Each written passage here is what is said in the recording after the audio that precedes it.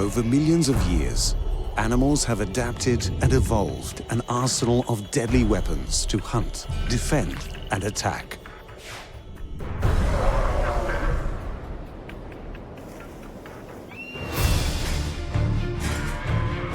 Teeth, claws, antlers, electricity, stings, camouflage, odor, and poisons are all being used to devastating effect in the animal armory. The most common of these weapons are teeth and claws.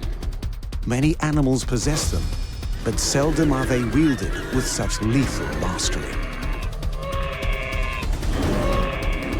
Crocodiles and wolves are apex predators, using their teeth with terrifying effect, winning them a place at the top of their food chains. In contrast, a simple flick of the baboon's lip to reveal its menacing teeth is enough to strike fear into their enemies, keeping them at bay. Bears and tigers are also infamous for the lethal wounds inflicted by their razor-sharp claws.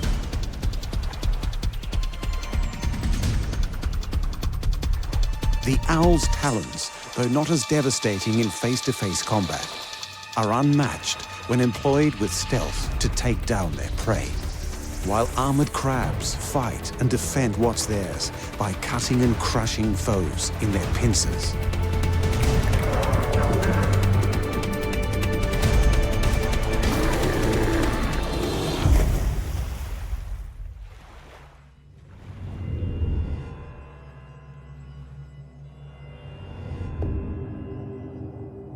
Held aloft throughout history as a symbol of courage and strength, few animals instill both fear and wonder like the king of the animal kingdom, the African lion.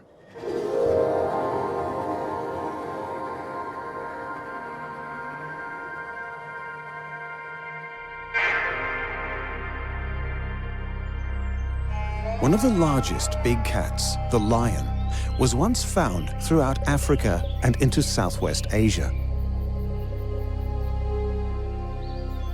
Its hunting skills and way of life placed it at the top of the food chain.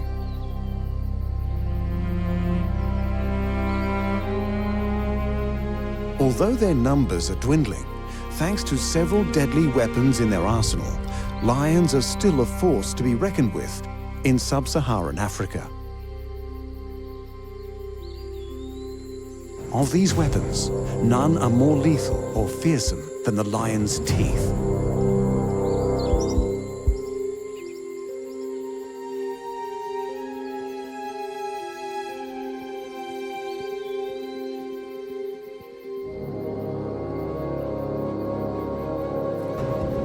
Lions have remarkable jaws that can open to a width of around 11 inches. Despite their reputation as vicious killers, lions spend more time laying around and bonding. Few circumstances find the lion in combat other than to hunt food, protect the pride, or take possession of another pride's territory.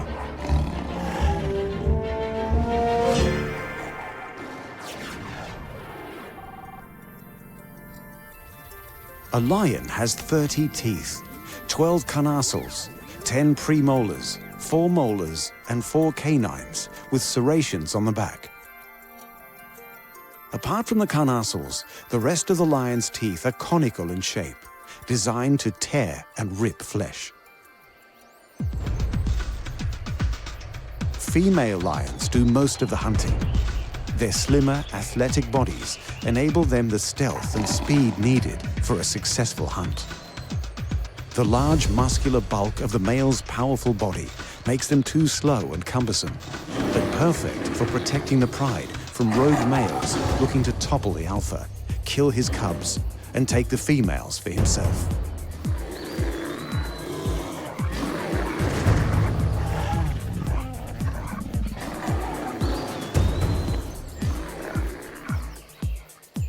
Of all their teeth, the lion's canines are perhaps their most important offensive weapon.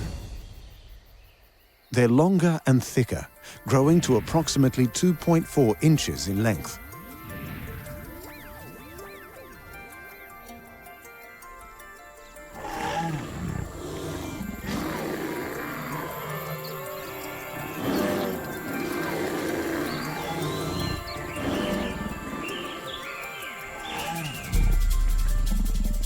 To prevent breaking, the lion's canines are set deep in their skull. They are so strong, during fights with other males, often a lion will pierce through the skull of its foe. Though most male-on-male fights will end without death, the stronger becoming obvious without the need to kill. Whether hunting, defending, or attacking, a lion kills in 2 stages. First, they bring the animal down by jumping on its back, gripping and clawing with their needle-sharp claws to the throat. Once at the throat, the lion instinctively initiates a chokehold, and their canine teeth reveal their deadly purpose. They close the airway of the creature by clamping down on the throat, embedding their canines deep into the flesh. With the serrations on the back of the teeth, it becomes very painful and virtually impossible for the prey to pull out of the hold without losing chunks of its flesh. If that's all the lion's teeth were capable of, they would be remarkable weapons. But inside every tooth are sensitive nerves that, while biting, allow the lion to sense veins and arteries.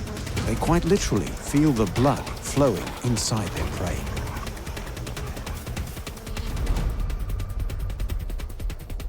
Not only does this help the lion know where to bite, it lets it know when their prey's dead. When the blood stops flowing, the kill is complete, and the rest of the teeth can get to work tearing flesh and grinding bone.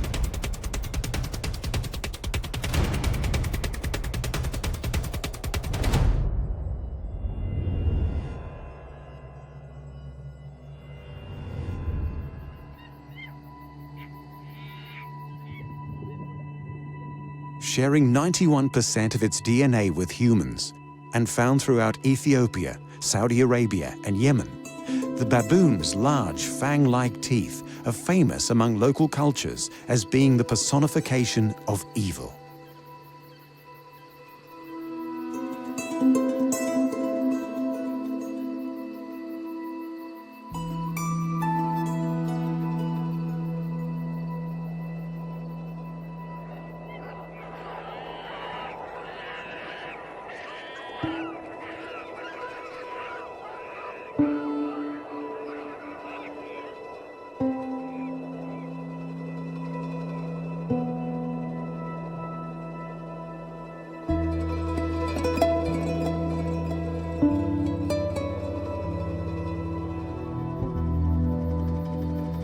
Baboons are the largest monkeys on Earth, weighing between 33 and 82 pounds.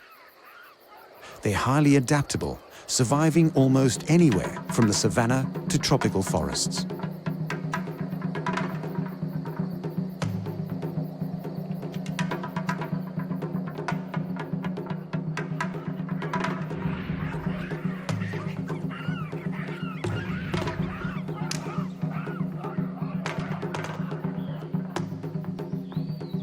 Being old world monkeys, they're distinguished by their long noses and specific formation of teeth, allowing them to eat pretty much anything, including fruits, grasses, seeds, bark, roots, and leaves.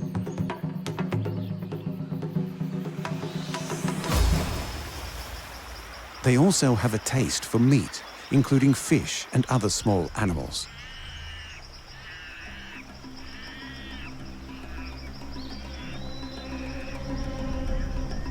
Yet baboons aren't natural predators, reluctant to attack anything unless threatened, trapped, having food taken, or their infants threatened. Unlike most primates, they aren't territorial, instead occupying a home range overlapping that of other baboon troops. Things usually remain peaceful, but when it comes to food, sleeping sites, infanticide, and competition for females, fights occur and their teeth are used.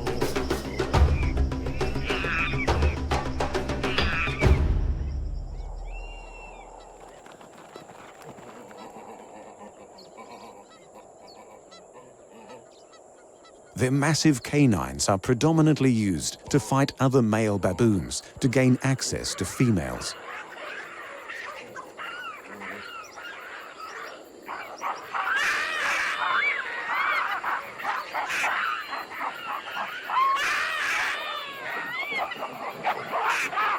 But despite their ferocious look, it wasn't a need to defend or hunt that evolved the baboon's oversized fangs, but the need for sex.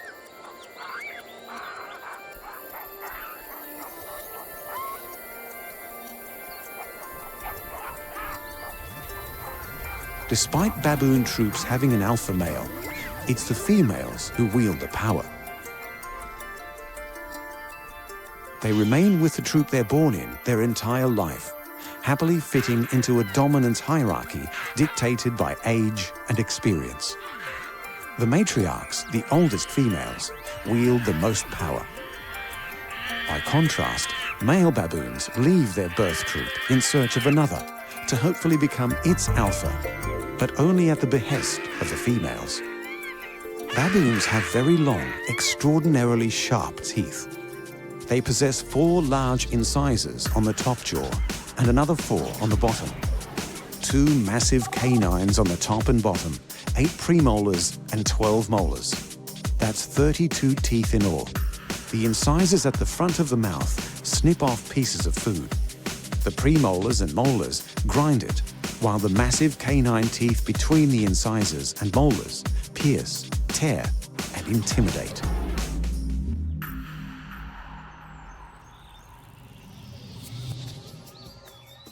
Female baboons possess hairless patches of skin around their genital area that swell and turn bright pink when ready to mate, producing smells that arouse males.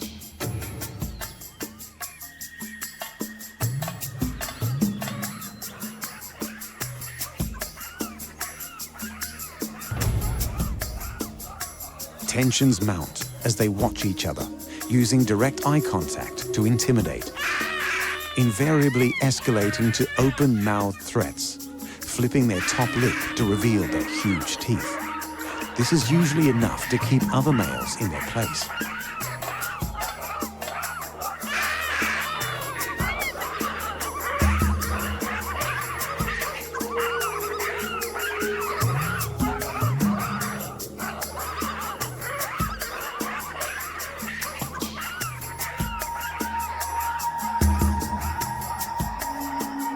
When they get a whiff of the female's scent, physical combat ensues to decide who is the alpha.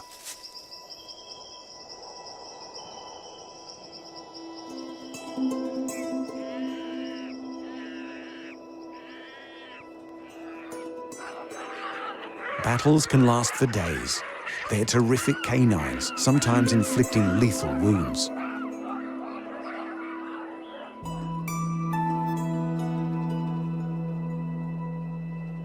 To the victor, if they'll have him, goes the right to mate with a harem of females. If not killed, the loser is sent on his way to find another troop and another alpha to test his skills against.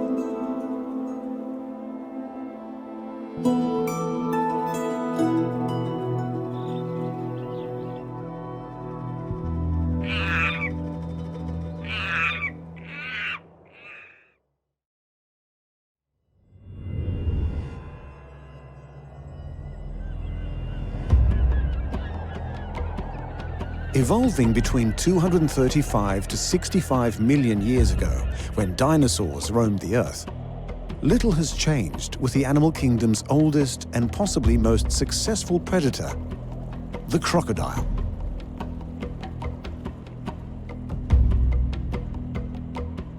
The crocodile can be found at the top of its food chain in rivers, lakes, wetlands, salt and brackish waters throughout the tropics of Africa, Asia, the Americas, and Australia. They are totally carnivorous, with an appetite for fish and other reptiles, birds and mammals.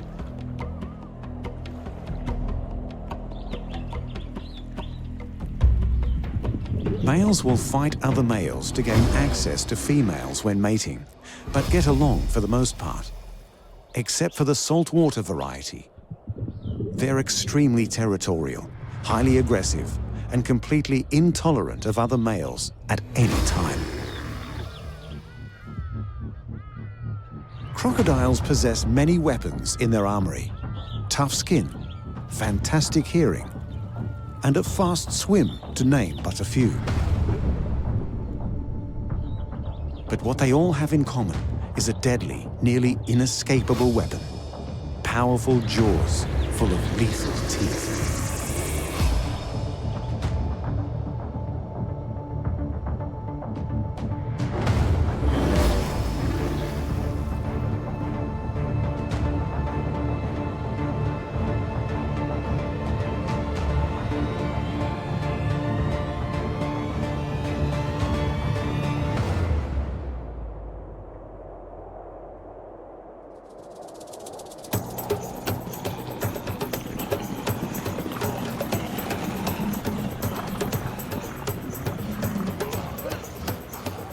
Crocodiles are ambush predators, waiting patiently over long periods of time for aquatic creatures or land animals to venture nearby.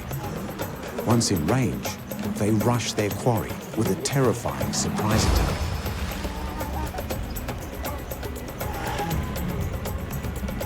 They are the top predators in their environment and have been observed killing other major predators, including sharks and big cats. The saltwater crocodile, the largest of the species, has between 65 and 67 teeth, with around 18 on each side of the top jaw and 15 on either side of the lower jaw, intermeshing perfectly when closed. The jaw itself has a bulge on either side. These are the muscles giving strength to one of the world's most powerful jaws.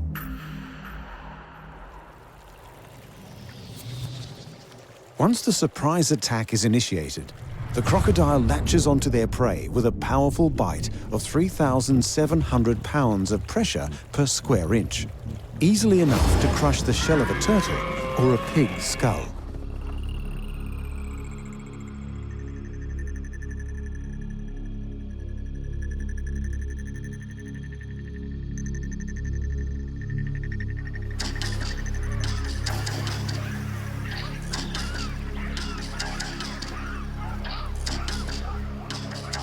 Their teeth have evolved to be large and conical in shape and extremely sharp, designed for penetration and gripping flesh.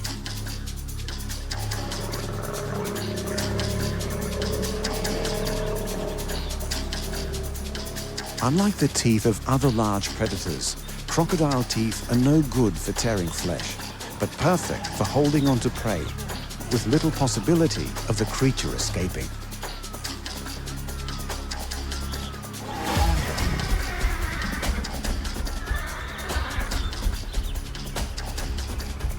Once in their jaws, the crocodile continues to crush the creature, rolling over and over to drown it, then swallowing it whole.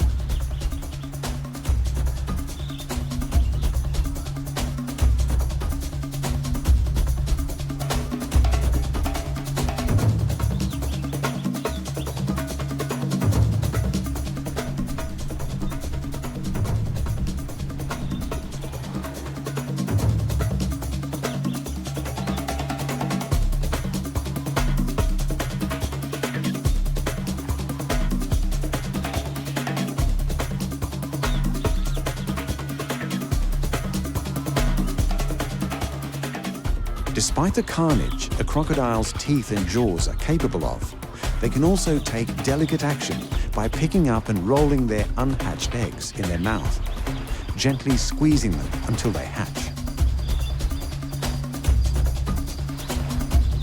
Once hatched, they transport their young inside their mouths, ferrying them to the water for their first swim.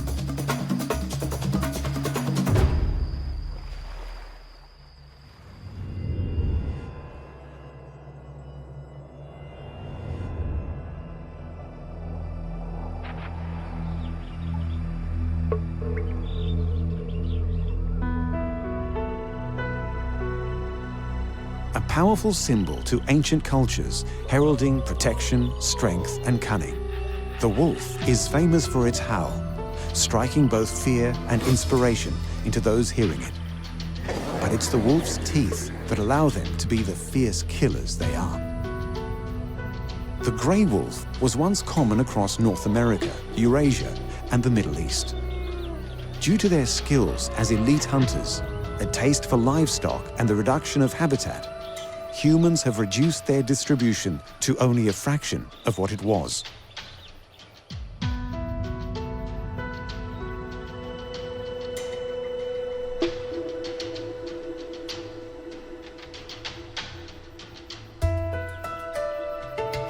Within a wolf pack, there's an alpha male and female.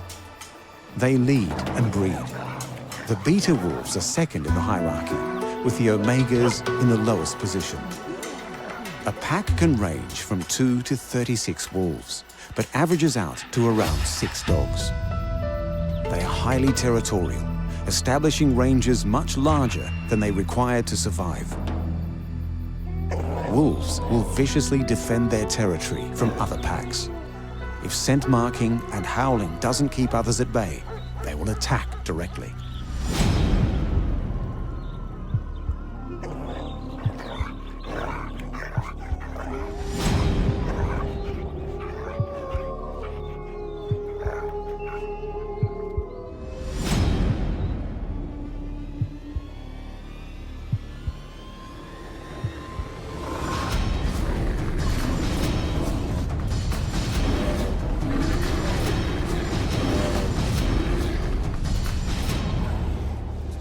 The wolf has 42 teeth, with 20 in the upper jaw, 6 incisors, 2 canines, 8 premolars and 4 molars, and 22 in the lower, 6 incisors, 2 canines, 8 premolars and 6 molars. Their canine teeth can grow to as long as 2 inches.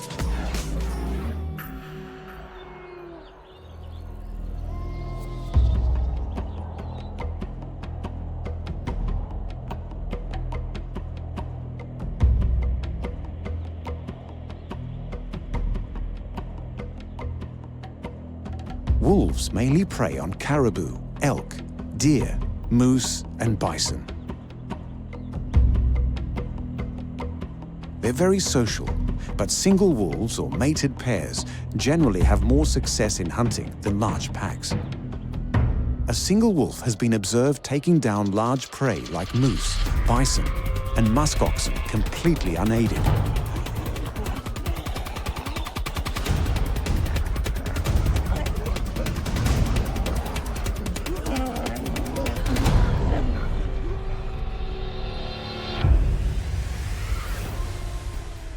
A wolf hunt is divided into 5 stages. Locating the prey through hearing and smell, then stalking the prey, concealing themselves to get as close as possible. If the wolf is detected, the prey will either approach, stand its ground, or flee. On approach or standing its ground, the wolf will attack.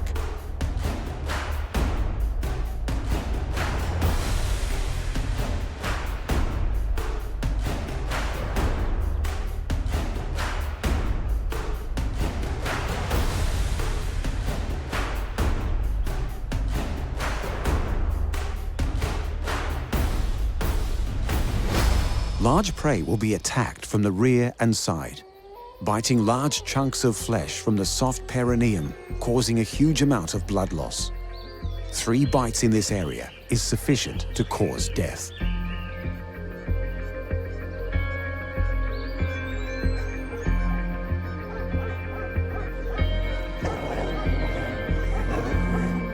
Wolves have strong jaws, delivering a force of 1,500 pounds per square inch, with extremely sharp teeth that are slightly curved. This allows a strong grip on their prey and the ability to break bones, accessing the soft marrow inside. Its incisors cut flesh. The canine grabs hold while the premolars slice and molars crush, allowing the wolf to eat virtually the entirety of its prey, leaving very little waste. As we've seen, teeth are used for far deadlier purposes than just chewing food to be swallowed. The lions can literally feel the blood pumping through their victim. A baboon's look is fearsome. The crocodile's teeth are so deadly that once latched onto a victim, it's virtually impossible for them to escape.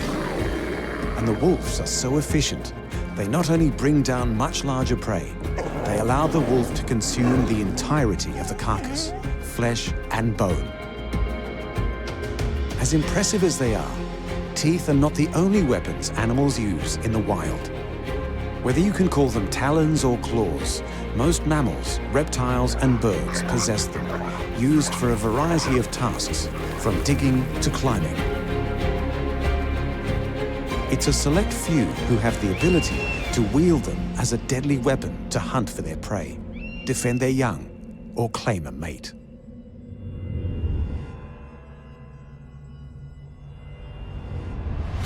Since prehistoric times, from the UK, throughout Europe, Asia, and into the Americas, the bear has been worshipped and immortalized in myth and fable to become the official symbol of several countries around the world.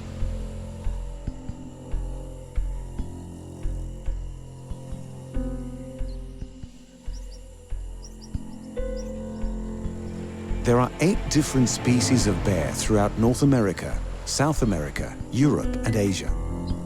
The 8 species of bear share similar physical characteristics, including long snouts, shaggy hair, large bodies, and stocky legs. They also possess plantigrade paws with non-retractable claws for fighting and defending.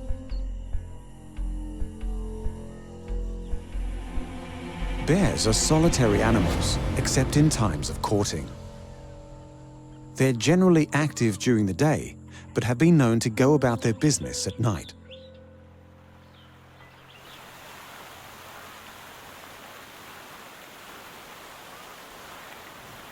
Brown bears feed on vegetation, small land mammals, and fish.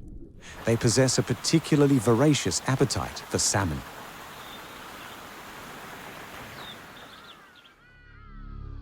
They're the dominant predator in the environment, completely unthreatened apart from human beings who have hunted them for sport or out of fear.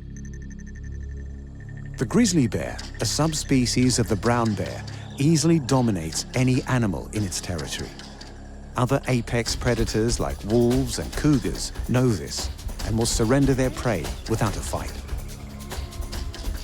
Grizzly bears generally avoid people, but their temperament can easily swing if cornered, surprised, or their cubs are threatened. A mother bear will not hesitate to defend her offspring from other animals, including other bears. They stand up to 4 feet when on all fours, and between 5 and 8 feet when standing on their hind legs.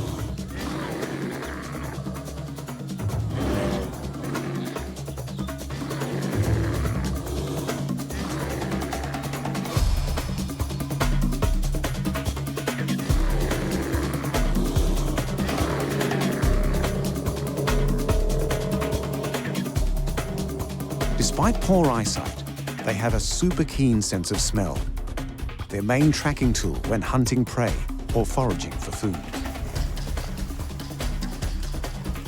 The enormous shoulder muscles of the grizzly bear, coupled with immensely strong forearms, giant paws, and razor-sharp claws, growing up to 6 inches. Bear claws are not just used to inflict death. They are also used to turn over rocks, rip bark from trees, and tear open logs in the search for insects to eat.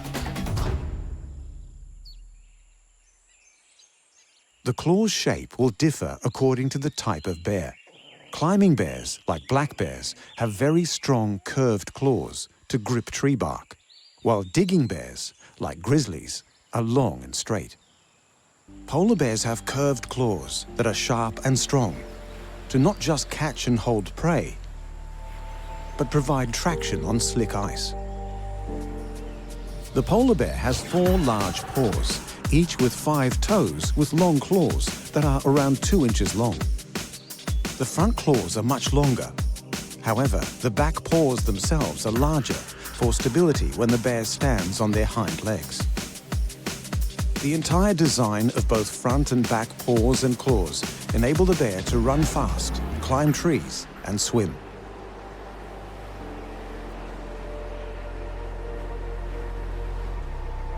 The polar bear and Alaskan Kodiak bear are the largest carnivores on Earth. measuring often in excess of 9 feet and weighing more than 1,500 pounds.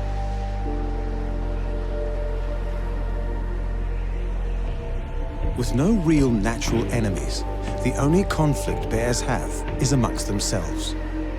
Males will battle other males for territory and the right to mate by standing on their hind legs and shoving each other. When things get overheated, they swing their huge paws at each other, doing considerable damage with their claws. The victorious male then has to compete with a female bear. If she already has cubs, the male will try to kill them, ensuring the survival of his genes. But if he thought the battle with the other male was hard, he has little chance of besting an angry mother bear. If hunting, the bear prefers to ambush rather than stalk, hiding and patiently waiting until their quarry's within range, then rushing and swiping it with its claws, killing it with one mighty blow.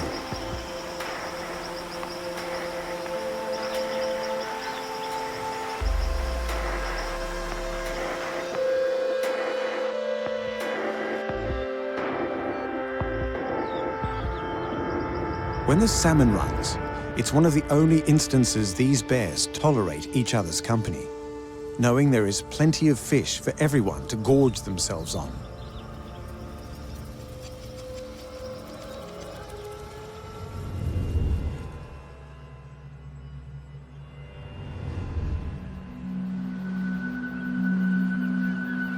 In the regions where bears are found, they dominate all other animals.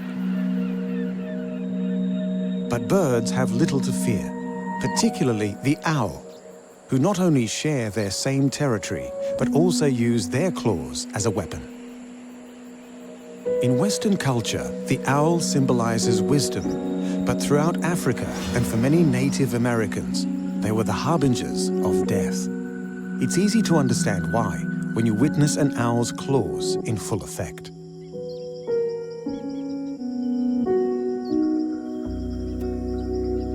Raptors are birds of prey that include eagles, hawks, ospreys, and owls. Owls are nocturnal predators, possessing binocular vision and binaural hearing. They are solitary birds designed for silent flight, and with sharp talons for hunting and defending.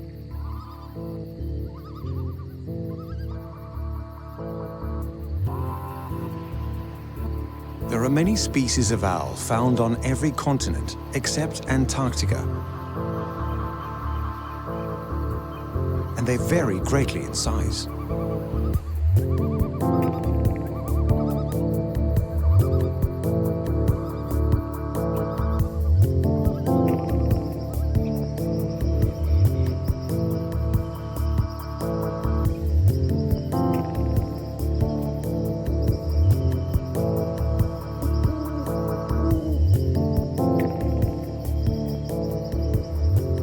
The heaviest and largest winged are the Blackiston fish owl and Eurasian eagle owl, weighing 10 pounds, possessing a wingspan of 6.6 feet.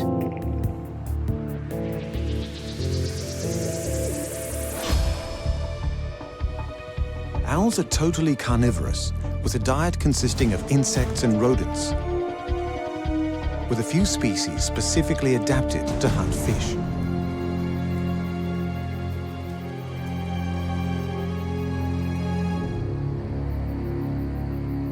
All are incredible hunters with varying skills depending on their environment, but most characteristics are shared amongst all species. Amazing sight and hearing to quickly locate prey.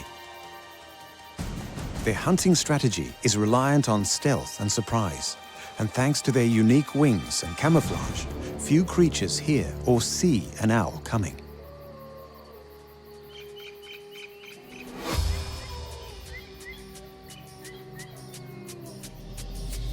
The owl has 4 toes on each foot. While in flight or perching, 3 toes face forward, and 1 longer claw, the hallux, faces backwards. When clutching prey, The outer front toe on each foot swivels to face backwards, like the hallux, granting a firmer grip around their prey. When an owl catches its quarry, it pushes the hallux through the creature's body. If that's not enough to kill it, the immense crushing power of their talons makes short work of the creature's skull. The owl then swallows the creature whole if it's not too big, otherwise ripping it apart using its beak and claws.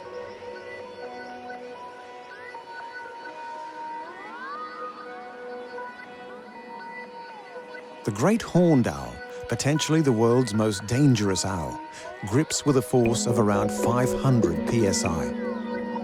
That's equal to the bite of a German shepherd dog, 5 times stronger than that of a human hand. The front, middle talon of the great horned owl possesses an extra cutting edge to tear its prey asunder. In order to withstand their high-impact hunting, owls' feet have evolved to be bonier, shorter, and stronger than most other birds.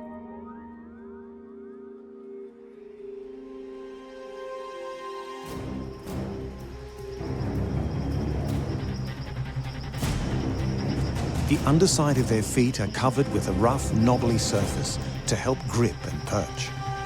Owls also possess a locking-like ratchet in their feet, keeping the claws locked around their prey, making escape impossible.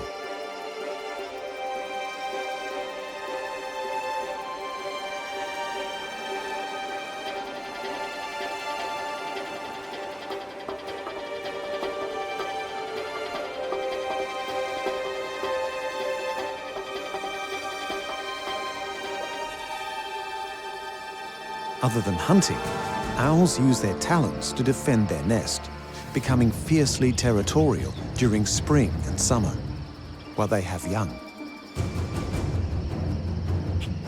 When an intruder ventures too close, owls will dive bomb feet first, smashing into the creature with their claws, instinctively aiming for the head or face, regardless of the animal's size.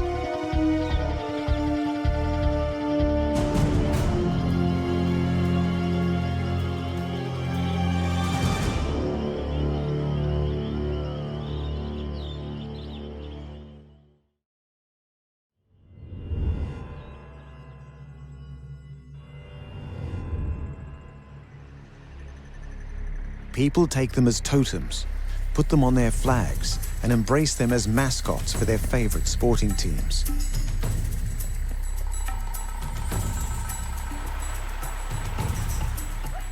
Few creatures are as charismatic as the tiger, and few creatures wield weapons as deadly as the tiger's claws. Tigers were once common across Asia, from Turkey to the east coast of Russia, but thanks to human interference, are now only found from India to Southeast Asia and southeastern Siberia. They are few in numbers and highly endangered.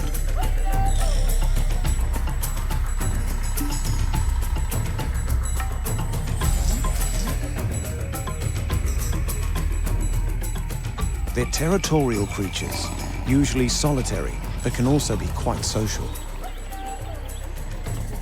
Females tend to be accepting of other females, while male tigers are likely to be intolerant of other males in their territory.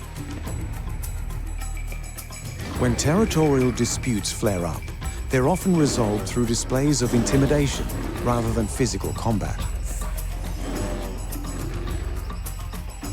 The submissive tiger will yield by rolling on its back, presenting its belly to the dominant male. After this, the dominant male will be more accepting, as long as it stays out of its way.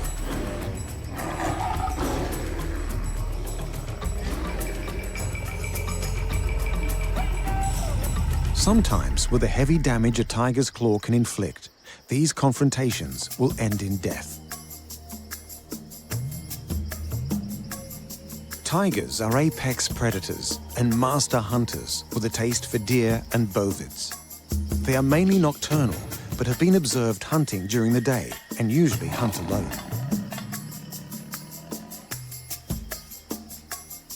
They stalk their prey, attempting to remain undetected. On a successful approach, the tiger will ambush the creature, overpowering it with its immense size and strength.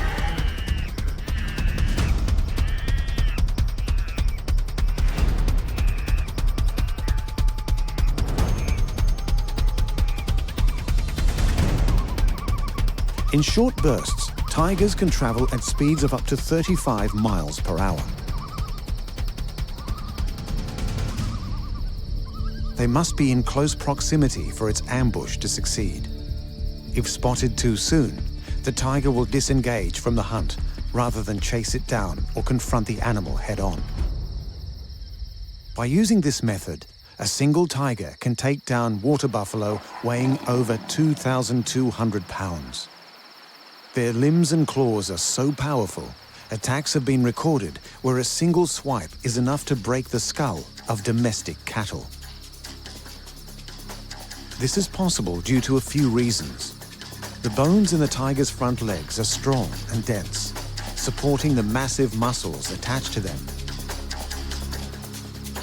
And the bones in their feet are connected by tight ligaments, buffering any impact.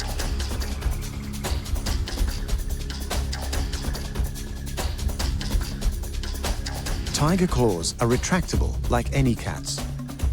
Ligaments hold them in a protective sheath, remaining retracted when not in use to ensure they remain sharp.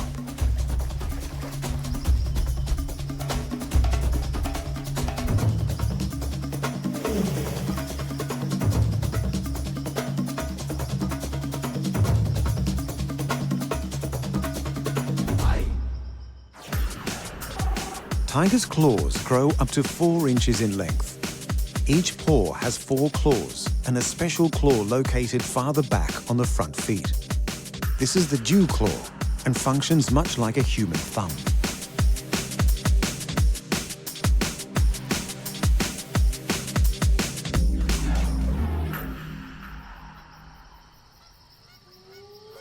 The other claws being curved grants the tiger an incredible grasp, permitting them to hold large prey and climb trees head first. Despite the curved claws making climbing up trees very easy, climbing down is a little more difficult. They must either crawl backwards or jump, making them the most inferior climbers of the cat family.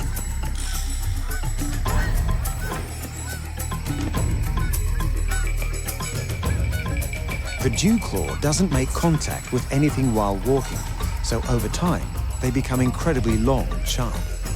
The perfect weapon to hold down prey.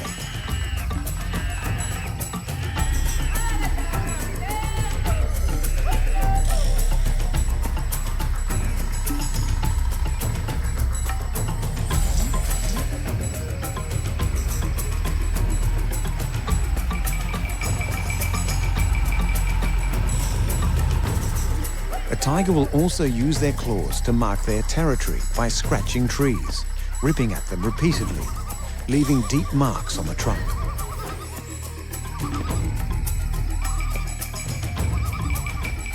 Secretions from between the claws leave deposits easily smelled by other tigers, as a warning as to whose territory it is.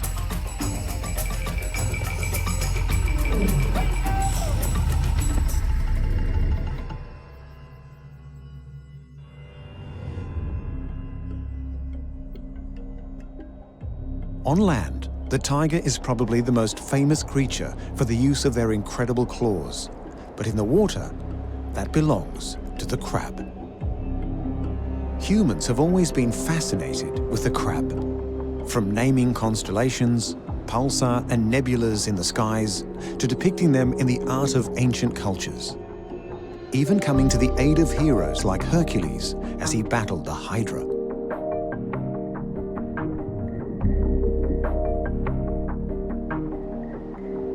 Crabs are found all over the world. They reside in oceans, bodies of fresh water, and on land. They are even found in volcanic vents, thousands of feet below the ocean surface and under the ice of Antarctica. Like lobsters and prawns, they are decapods with 10 limbs, 8 of which are walking legs. Many crabs have flat bodies, allowing them to crawl into tight crevices.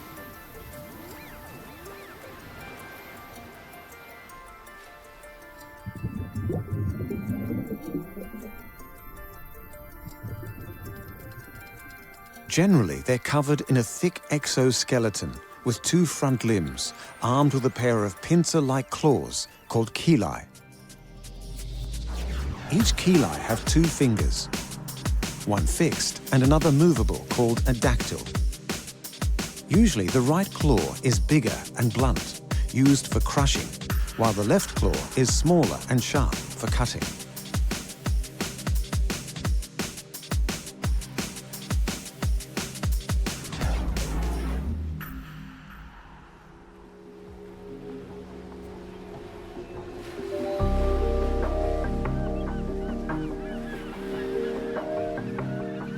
The size of the muscle attached to the claw indicates how forceful its pinch is and the damage it will cause.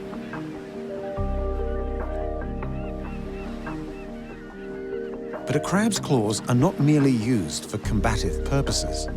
They also use them to communicate by drumming and waving, particularly when it's time to mate, a function not reliant on the power of its pinch.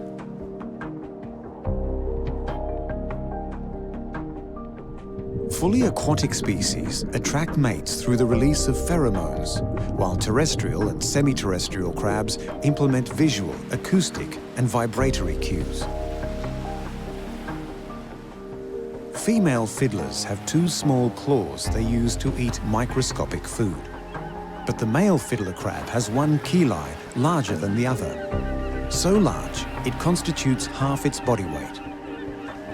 When it's time to mate, he'll rhythmically wave his claw to attract the attention of females and threaten other males.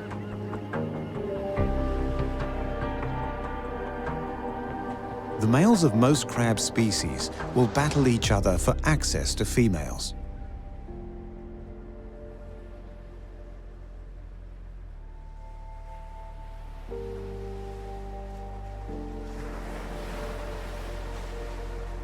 Some crabs are solitary, while other species live in groups, working together, providing food and protection for the family. But on the crowded rocky seashores, where competition for caves and crevices is fierce, crabs will fight over real estate. They're omnivores and eat pretty much anything, including algae, mollusks, worms, fungi, bacteria and detritus, even other crustaceans. This mix of food allows for the fastest growth and ultimate fitness. Some species require a more specialized diet, eating only plankton or shellfish. Some crabs will only eat fish.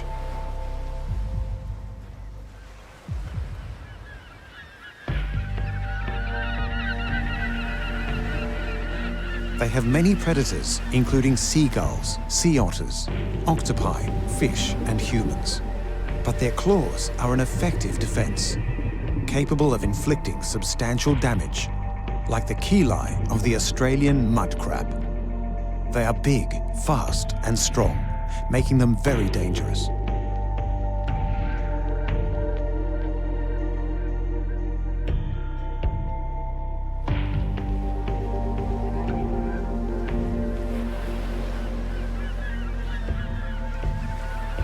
Crabs often lose claws in battle, but possess the nifty trick of growing new, fully functional replacements.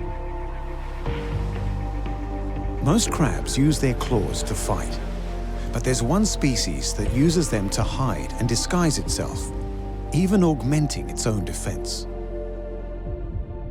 The small boxer crab carries a pair of stinging anemones in its claws to fool predators. If the ruse fails, the predator has to deal with the painful, perhaps lethal stings of the anemones, along with the damage the crab's claws has inflicted. Many creatures have teeth and claws, including human beings. Unlike the teeth of the lion and crocodile, ours are now too small and fragile to bite into anything tougher than an overcooked steak. Dentistry has allowed the flash of our teeth to be a pleasant greeting to others, the complete opposite of a baboon's threatening grin. We are reliant on the butcher for our meat. We even cut it up with a knife and fork before chewing it. Far less superior than a wolf's teeth, tearing and grinding down all the flesh and bone till there is nothing left. Our claws have evolved to be soft, used for nothing more than to scratch an itch. They are quite irrelevant to our survival, not like the bear, who depends on their ability to rip open logs or the intestines of an animal.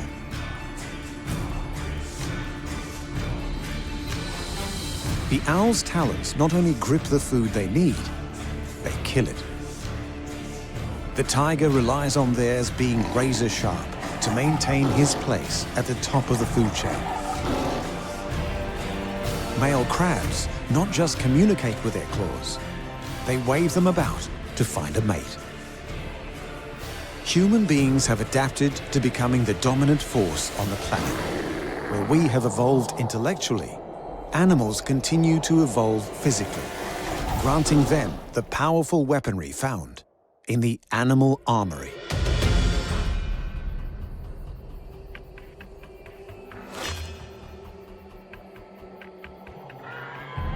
Over millions of years, animals have adapted and evolved an arsenal of deadly weapons to hunt, defend, and attack.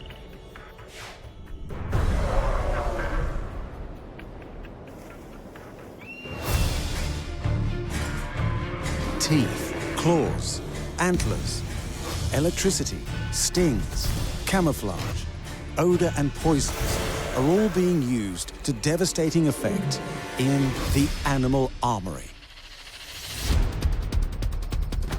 Using melee and brawl in combat isn't merely the domain of humans. Many animals also wield these fighting styles with deadly effect. Elk grow and lose antlers year in and year out, but not before they are used as protection from both predators and rival males vying for the right to mate. The mighty bison rules the American plains thanks to their thunderous stampedes, incredible headbutts, and lethal horns. Rhinoceros beetles wield unique horns they use to flip and throw opponents. Bighorn sheep battle each other for mating rights by charging at each other and smashing their heads together repeatedly for hours. They use a strike that would instantly kill a person. The mantis shrimp possesses an attack faster than a speeding bullet, which allows them to take down creatures much larger in size.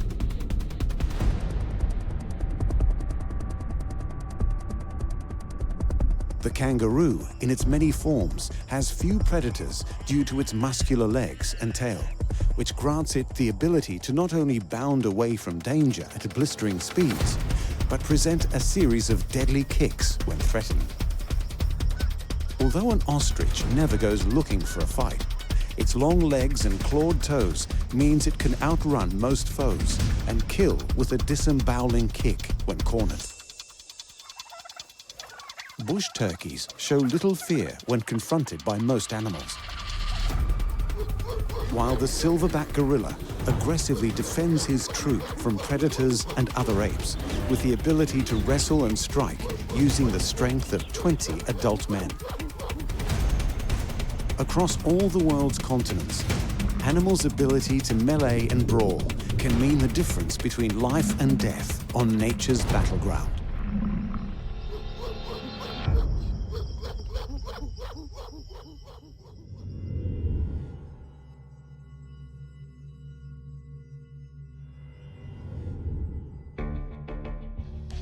From carvings in cave walls to the use of its antlers for their great health benefits, the elk has been spiritually revered for thousands of years. As great as its medicine is claimed to be, it's nowhere near as powerful or deadly as the elk's antlers.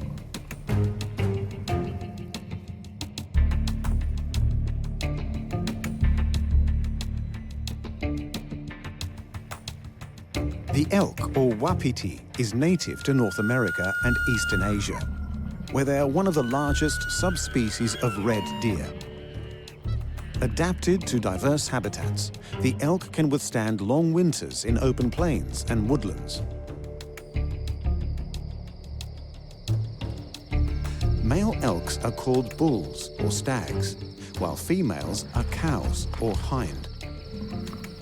A cow can weigh up to 643 pounds. Elk can stand up to 4.9 feet at the shoulder, while being up to 8.8 feet long. Bulls tend to be 10% larger, weighing up to 1,100 pounds. Elk can be found in and around forests, feeding on grass, plants, leaves, and bark.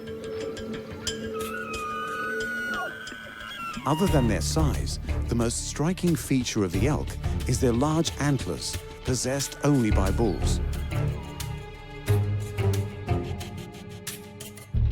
Made of bone, antlers begin growing in spring at a rate of nearly an inch a day.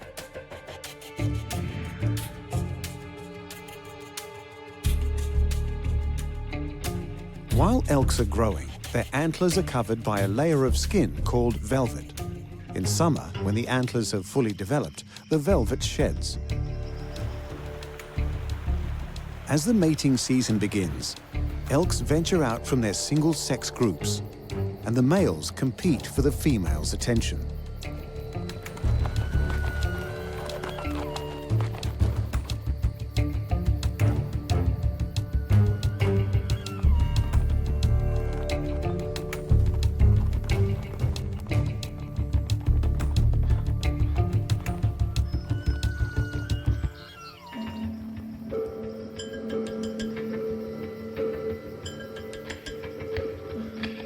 Challenges are displayed through bellowing and paralleling each other, by walking back and forth, and by assessing each other's antlers, body size, and ability to fight.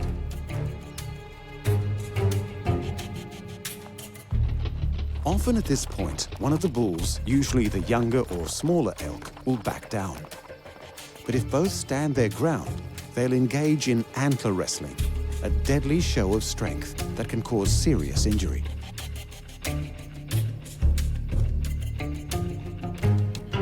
With harems of 5 to over 20 cows, depending on environmental factors, dominant bulls defend their harems from other bulls and predators. In North America, predators include coyote packs and cougars, who will mostly hunt calves, while wolves and brown, black, and grizzly bears have also been known to prey on elk. Whereas in Asia, the elk's natural predators include wolves, brown bears, dhowl, Siberian tigers, amur, snow leopards, lynx, and boars.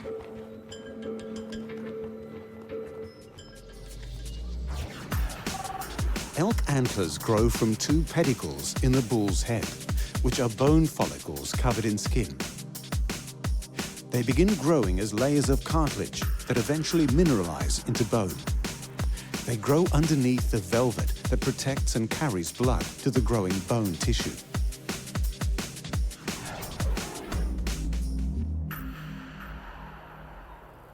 Young bulls only have slim, unbranched antlers called spikes, which can be up to 20 inches long. Over the course of 7 years, those spikes will evolve into fully fledged antlers with up to 8 tines. Weighing as much as 40 pounds, the antlers can reach a length and spread of more than 4 feet.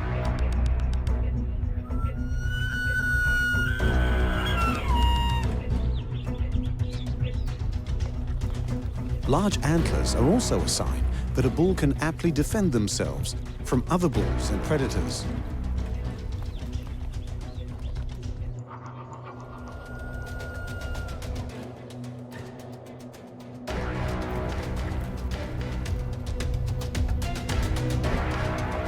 When mating has ended and the antlers shed, elk return to their single-sex groups. The cows remain together and the bulls form herds amongst themselves for safety while they grow their new weapons.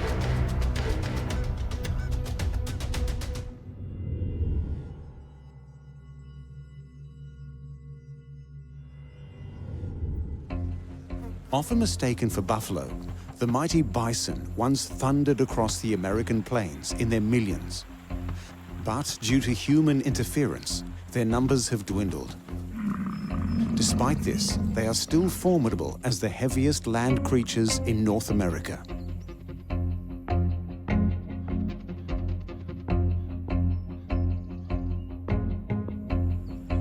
Throughout history, 6 species of bison have been recognized. Of those 6, 4 are now extinct. The 2 remaining species are the North American bison and the European bison. American bison are the most numerous and found in North America, while the European bison were successfully reintroduced into the wild after becoming extinct.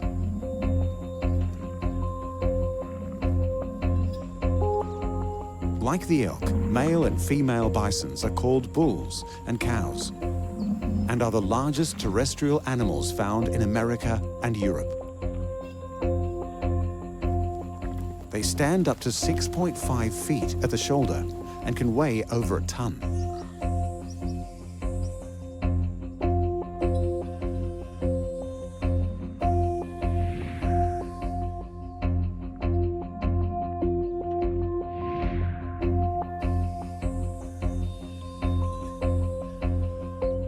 Bison are nomadic grazers, known for roaming great distances in herds, eating as they move. They are good swimmers, able to traverse rivers half a mile wide.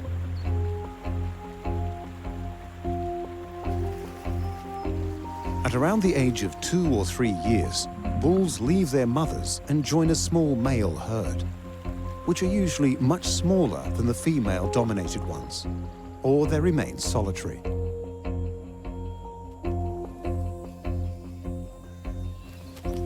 Bison appear to be big, docile creatures with no care for what's happening around them. Some might even perceive them to be lazy.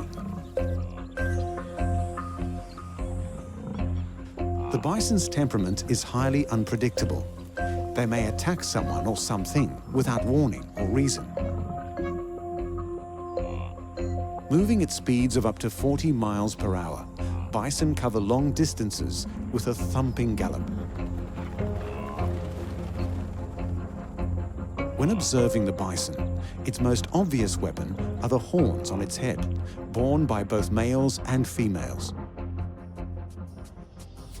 The horns of the European bison differ to that of its American relative. This affects their fighting style, as they interlock their horns rather than headbutting. Both bison's horns are black, short, curved, and sharp. They can grow to anywhere between 23 and 29 inches.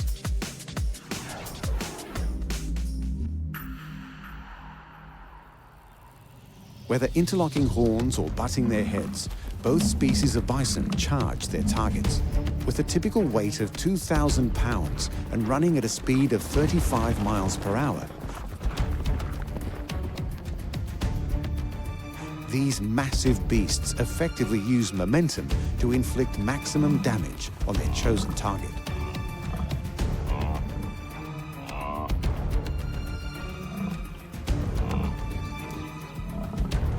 In North America, bison are considered highly dangerous, with recorded charges at humans who have ventured too close.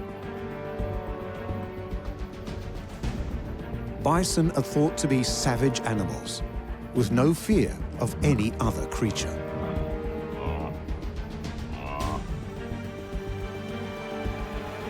Mating season runs from June through to September, with most activity in July and August.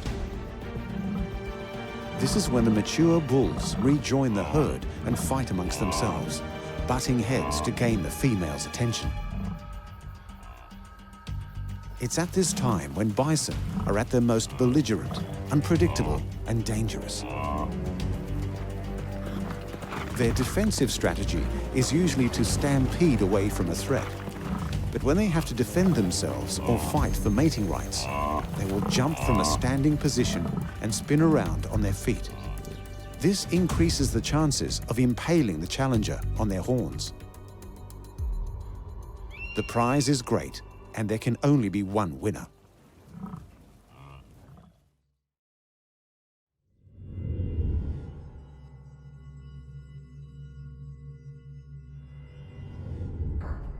Famous for being sacred to the ancient Egyptians and made into amulets still popular today, scarabs are a family of beetles consisting of over 30,000 species. The largest and strongest of these is the mighty rhinoceros beetle family.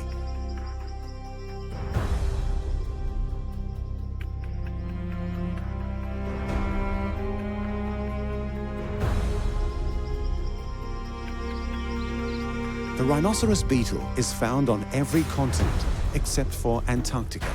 They're abundant herbivores with over 300 species, well known for their unique shapes and giant sizes, earning them colloquial names like the elephant beetle, unicorn beetle, and Hercules beetle. These are among the largest beetles in the world, with some reaching more than 6 inches in length. Despite their massive size and fearsome looks, they are quite harmless, with no stings or bites. However, they are certainly not a lightweight in the insect world.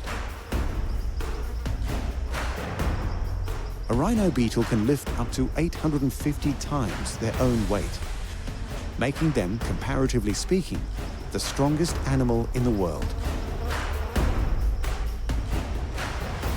Each species has its own distinctive horns.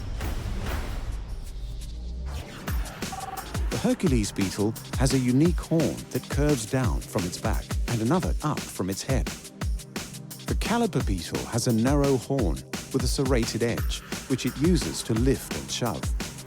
The Japanese rhino beetle has an upward curving horn with a fork on the end, which it uses to slide under, lift and twist its foe off the branch.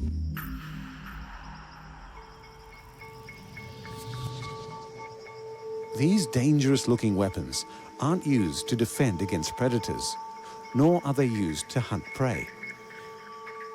They serve for digging and food foraging, and when fighting other males when it's time to mate.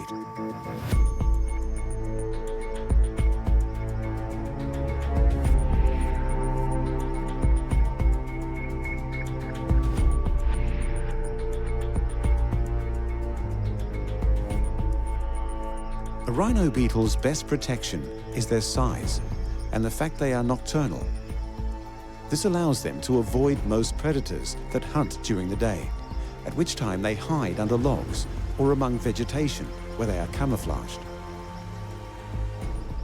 When all else fails, the rhino beetle will dig its way to safety, using its horn to bury itself underground and away from harm.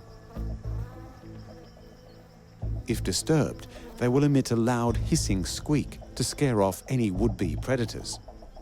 These sounds are made by the beetle rubbing its abdomen against its wing covers.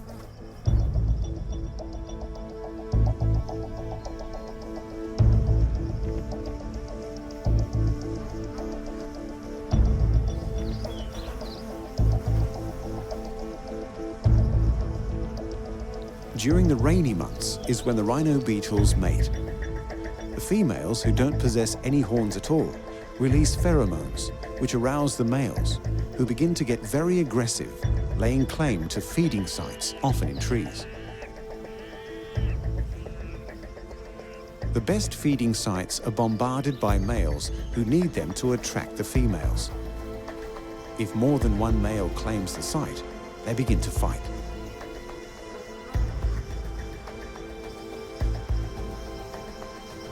When two males fight, they use their horns in a combination of grabbing, throwing, and shoving, aiming to throw their rival off tree branches, trunks, or whatever they are tussling on in a bid to control access to females.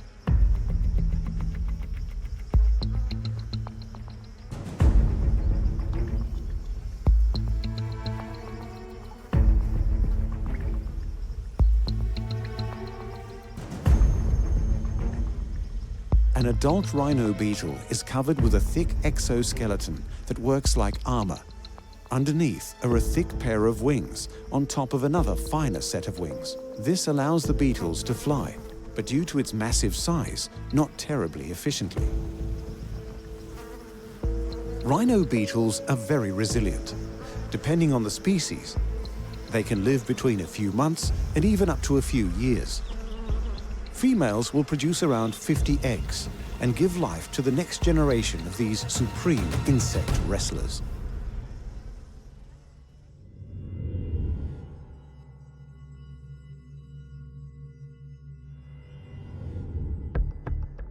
The tribe of Native Americans, called Absaluka or Crow people, told stories of a boy whose demonically possessed father tried to kill him. He was saved when bighorn sheep granted him power, wisdom, strength, and heart. To this day, these attributes are associated with this resilient species.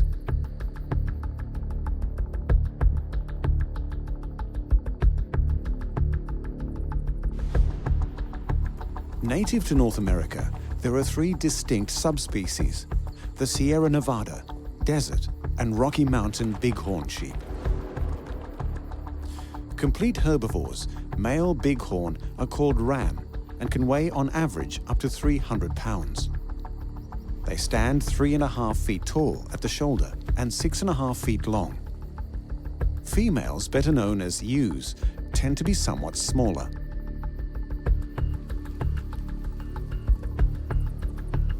The Rocky Mountain variety are the largest, sometimes weighing in excess of 279 pounds, whereas a Sierra Nevada bighorn can grow to 220 pounds.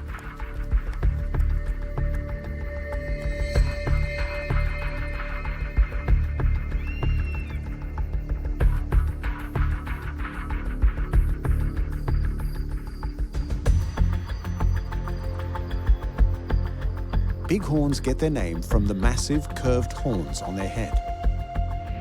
Their horns can weigh up to 30 pounds and are unique to rams. The ewe's horns are shorter and less curved.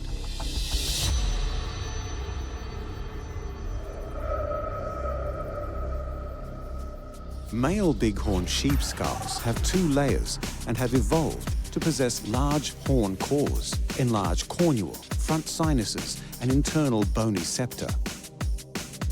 They have adapted in such a way to absorb any impact and protect the brain. The horns of older rams can be up to 3 feet long and 1 foot in circumference at the base. Preferring mountainous slopes and foothill country near rugged rocky cliffs, they are well adapted. With toenails modified for climbing rocky terrain, they seek protection from predators for their young.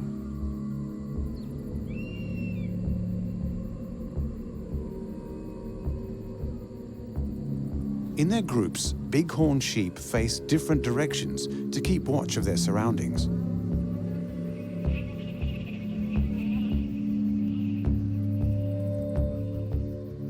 Their eyes are wide set, providing a large arc of vision. Their keen eyesight, hearing, and sense of smell are what helps them detect and avoid predators. Bighorn of all ages are preyed upon by cougar, who are best equipped with the agility to handle the rocky terrain that the sheep prefer.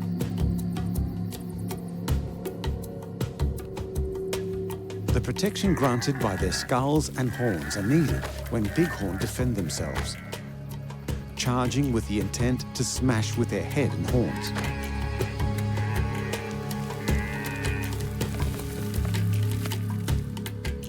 The rams will try to establish their dominance over other males, leading up to mating season, also known as a rut. The challenger will antagonize the other ram with kicks and licks until one walks away, seemingly submitting, in a posture known as the low stretch.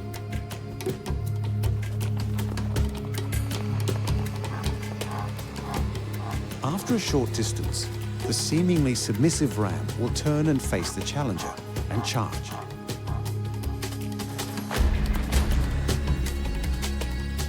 Their skulls smash together at a force of 21 miles per hour, at a speed that would instantly kill a human. The clash of horn and skull is so hard, it can be heard echoing through the mountains as the rams batter each other over and over. These fights can last for hours, until one of the rams submits and walks away. Their remarkable skulls keep them from serious injury, and their horns are dangerous, effective weapons.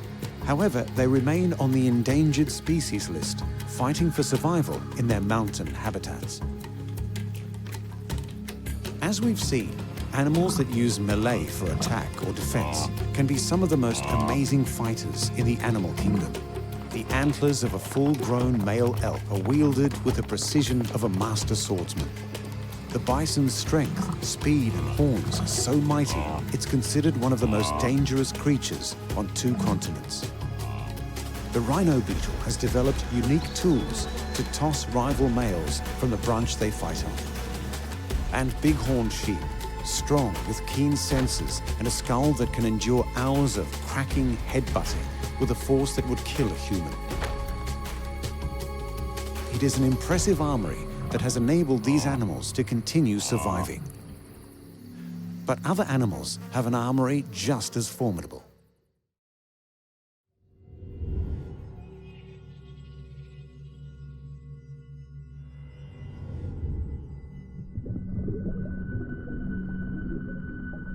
Australians call them prawn killers, and sometimes thumb splitters, due to the painful gashes they can create if incorrectly handled.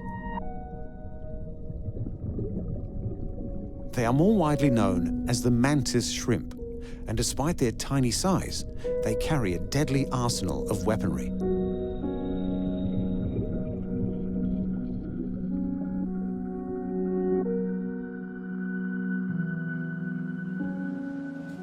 Found in oceans the world over, with more than 400 species, the mantis shrimp is one of the most important predators found in shallow, tropical marine habitats.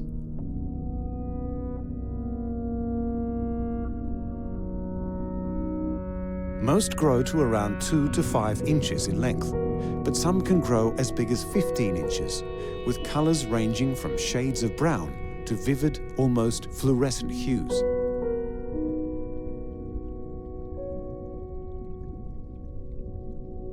They are deadly predators, sporting powerful claws that they use to attack prey, often killing it with a single strike.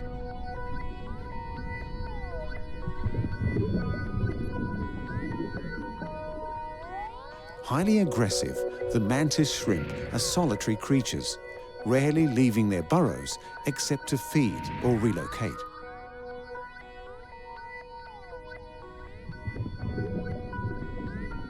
They hunt in a couple of different ways, by either hiding and waiting to ambush, or chasing their quarry down and killing them.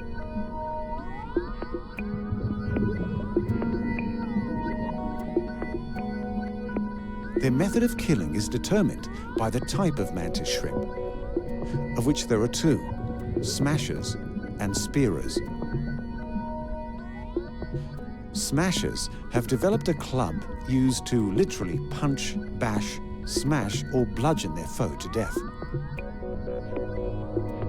Spearers wield spiny appendages with barbed tips they use to impale and snag their prey. Both types strike by quickly unfolding and swinging their club or spear claws towards their prey at an incredible speed, faster than a shot from a .22 caliber rifle. In order to attack with such force without breaking their clubs or spears, mantis shrimp have evolved a special shock-absorbent core, its structure molecularly different to any other animal. It's called a Bouligand structure, and it keeps cracks in the shrimp's own body from becoming full breaks. With this, it can punch over and over without ever breaking. The strike from the smasher is employed with such velocity, it generates cavitation bubbles. The collapse of these bubbles produces a force against their prey, which, when combined with the impact of the club or spear appendage, produces 2 points of impact. Even if the first strike misses, the force of the bubble collapsing is often enough to stun or sometimes kill the creature.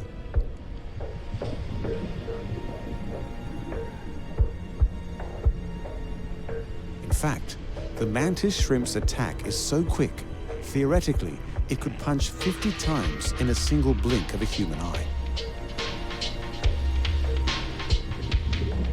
Spearers prefer the meat of softer creatures like fish or squid, which are easier to slice and snag with their barbed claw.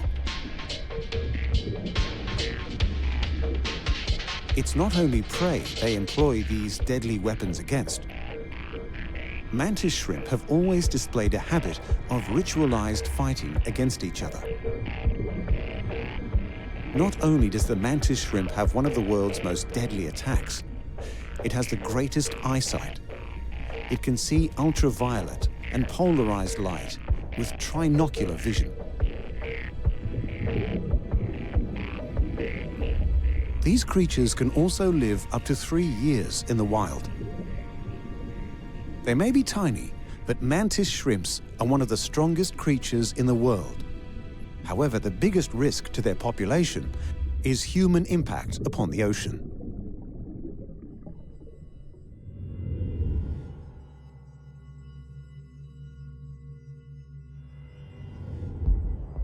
The well-known symbol of Australia, appearing on its coat of arms, currency, and used as a mascot for several companies and sporting teams. The kangaroo is an important aspect of Australian culture, embodying its drive to always go forward and never take a backward step.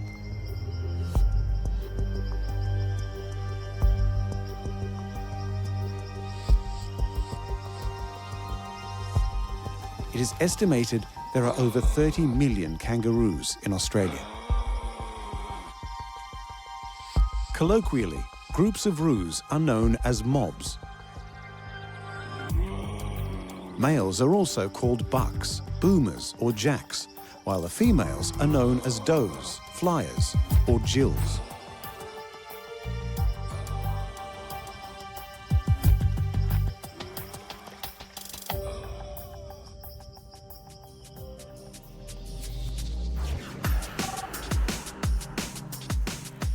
Their large feet and strong hind legs allow them to hop,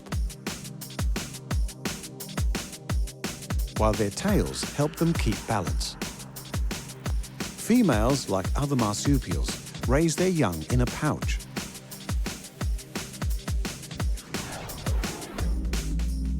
Red kangaroos are the largest marsupials in the world and can be found in the arid centre of Australia. They can be as tall as 6 feet 7 inches and weigh 200 pounds. The eastern greys are the most abundant type of kangaroo, covering the eastern part of the country, from the top of Cape York to Tasmania. In a suitable habitat, it's not unusual to see 50 roos per square mile, if not more.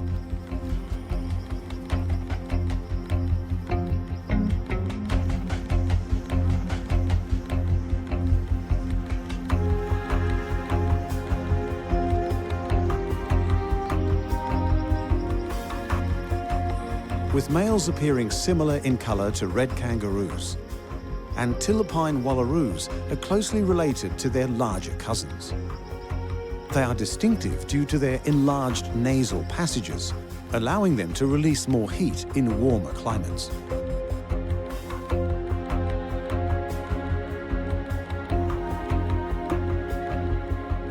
Kangaroos are the only large animals in the world to employ hopping as a means of locomotion. While red kangaroos have an average speed of 16 miles per hour, they can move up to 43 miles per hour over short distances. As deserts gradually replaced forests in Australia, kangaroos evolved a need to travel long distances on little energy. Hopping was a fast, energy-efficient solution to this problem. Kangaroos have few natural predators, other than dingoes and crocodiles in Australia's north. Introduced species like foxes may also pose a threat. All species of kangaroos fight. Their fights can be brief or long and serve as practice.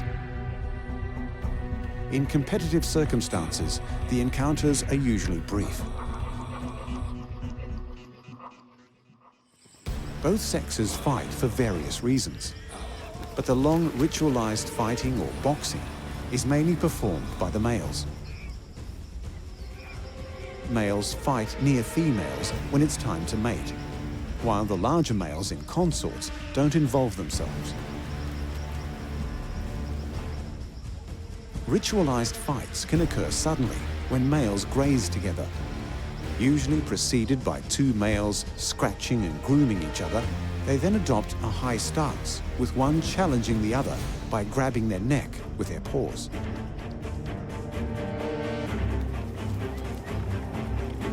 Large males usually reject challenges from smaller ones, but when combat occurs, they retain their high-standing posture and paw each other's heads, shoulders and chest, while locking forearms and wrestling to push each other off balance. During these moments, kangaroos will lean back on their strong tails and kick each other in the abdomen. Victors are declared when a kangaroo stops fighting and retreats, or the winner can push the loser backwards down onto the ground. These furious kicking hand-to-hand battles establish dominance among males, displacing the loser from the prime resting sites. He must retreat and try his superb armory against the victor another time.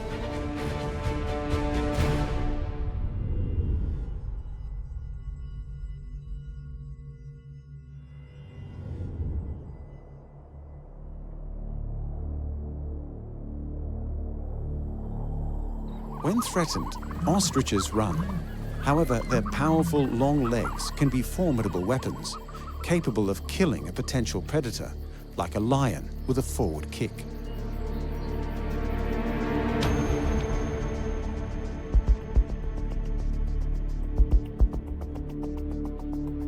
The ostrich is the largest living species of any bird. They are flightless and native to the African continent. During the winter months, they're either in small groups or alone. But during mating, they gather in nomadic groups of up to 100 birds, led by a top hen or female ostrich, grazing with other animals like zebra and antelope.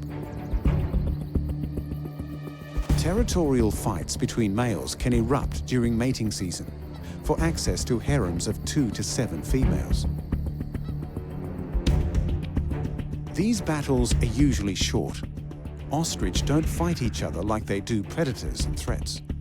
Instead, they combat each other by smashing their heads together, which can easily cause death.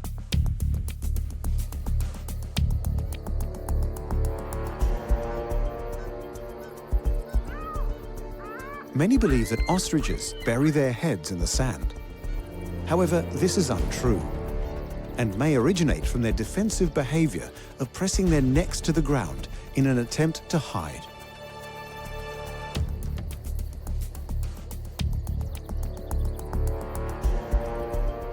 Their main weapons are their legs, propelling the bird to running speeds of 43 miles per hour, the fastest land speed of any bird.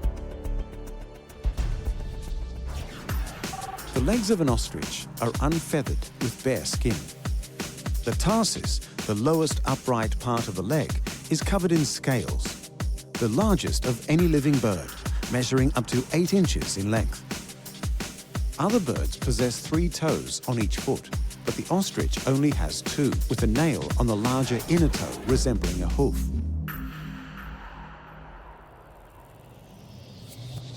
Their wings reach a span of 6 feet 7 inches, with a wing chord measurement of 35 inches. Their wings are used during mating displays, to shade chicks and help balance themselves during quick maneuvers while running. It's hard to avoid their looks that appear rather sinister with their unflinching expression. In fact, their large eyes are a perfect defensive weapon, a very useful feat given they share their savanna habitat with fearsome predators. When a predator is spotted, an ostrich will choose one of 2 responses: run away or lie flat on the ground and hide. When their heads and necks are pressed to the ground, from a distance they look like a mound of earth. Some predators choose to attack the ostrich nest for eggs, rather than the actual birds. In these circumstances, the parents will create a distraction to lure them away. If everything fails, they opt for a direct assault, again kicking the threat, causing injury or death. Their supreme armory is again a good reason for most predators to back off from the fight.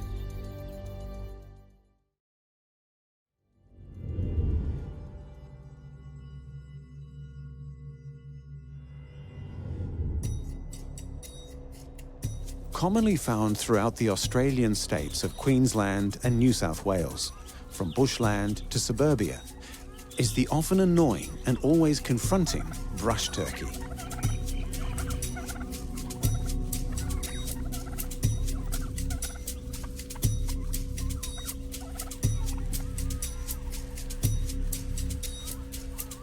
The Australian brush turkey, with its mainly black body plumage, bare red head, yellow throat wattle, and laterally flattened tail, is a very common mound-building bird in Australia.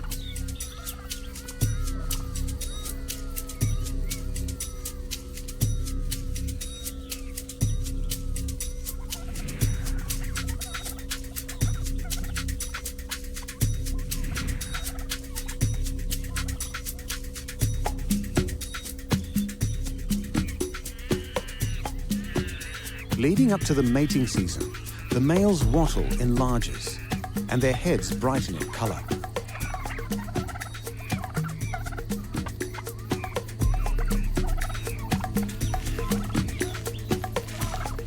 They build large mounds on the ground, consisting of leaves, other compostable material, and earth. These mounds can be as high as 6.5 feet and as wide as 13 feet.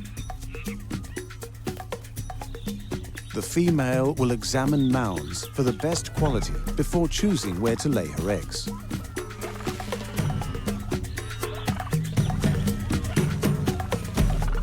During the mound construction process, the brush turkeys also find food such as insects, seeds, and fallen fruits. During their foraging, by scratching and raking the ground, they help to aerate the soil and supply it with the vital nutrients that help the regeneration of the environment. To protect themselves from predators such as dingoes, cats, or goannas, brush turkeys form roosting groups in trees. But it doesn't mean that they avoid all threats.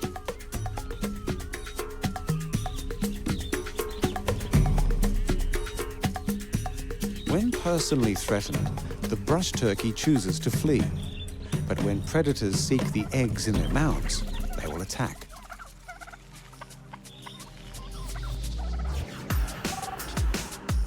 Their only option in combat is to ferociously peck with their beaks, hopefully scaring the creature and chasing the threat away. Goannas sometimes have scars on their tails from being chased by a brush turkey after an unsuccessful assault on the nest. In a cruel twist of fate, brush turkeys cease looking after their young as soon as they hatch, with the chicks then having to fend for themselves.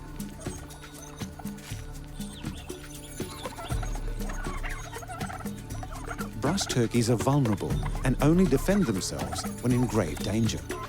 But the population, once almost extinct, is now expanding throughout Australia.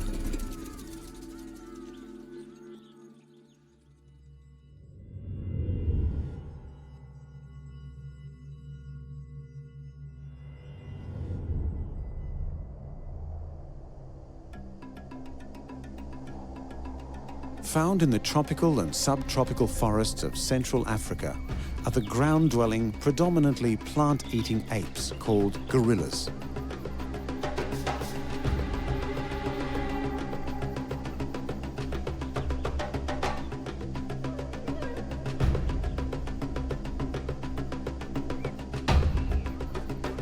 Gorillas are the world's largest primates. They are one of our closest living relatives.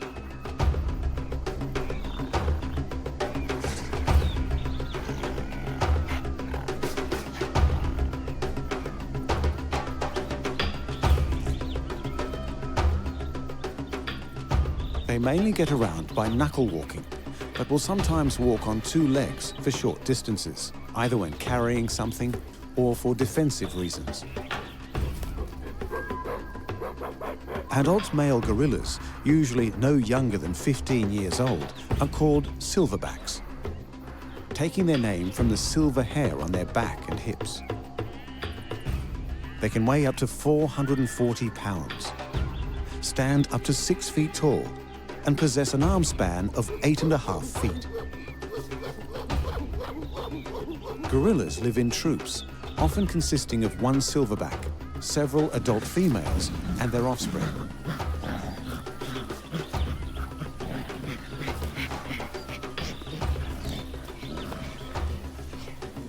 Gorillas have larger muscles in their arms than in their legs, which can serve as extraordinarily powerful weapons.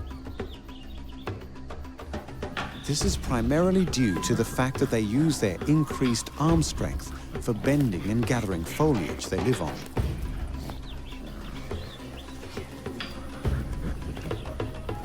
They inhabit wide-ranging territories, so competition for food amongst each other is rare.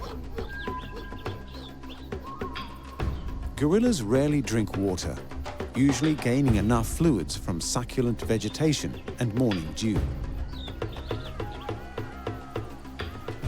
Sometimes, troops will have younger males known as blackbacks, who lack the silver hair and are subordinate to the silverback. The bonds between the females and the silverback are what the whole dynamic of the troop is based on. But it doesn't mean aggression between sexes doesn't occur. However, rarely is anyone hurt.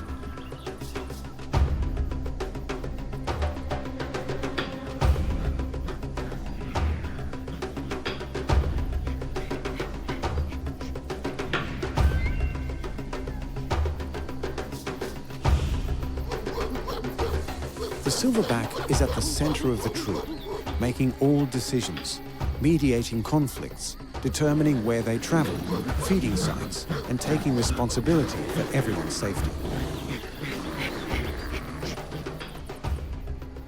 When the group is attacked by any predator, an individual silverback will take it upon himself to protect the group, even if it means the loss of his own life.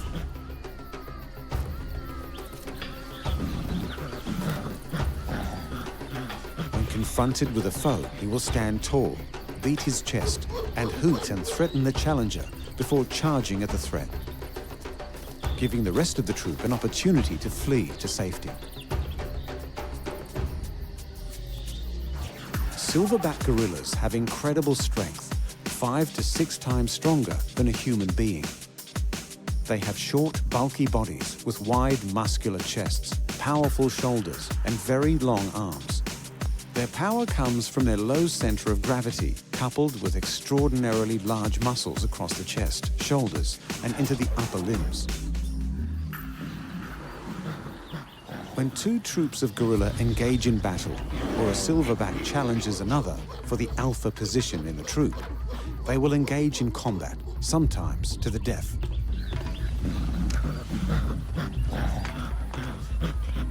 They wrestle, tussling with each other, grabbing at each other's arms, sides, shoulders, or anything they can to throw their opponent to the ground.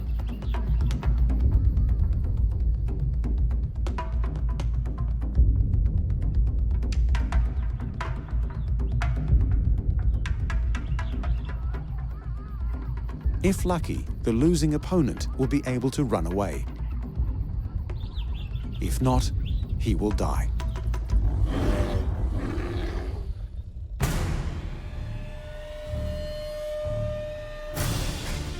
The ability to melee and brawl is often the difference between life and death, not just for animals, but historically for humans as well.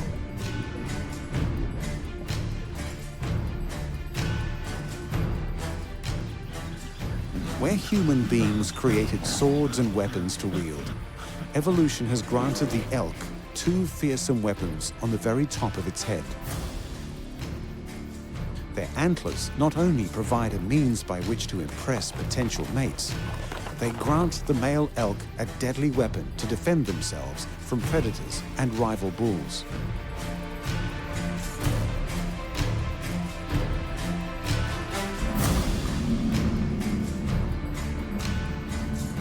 Despite a human skull being one of the strongest bones in the body, it's nothing compared to the skull of the mighty bison.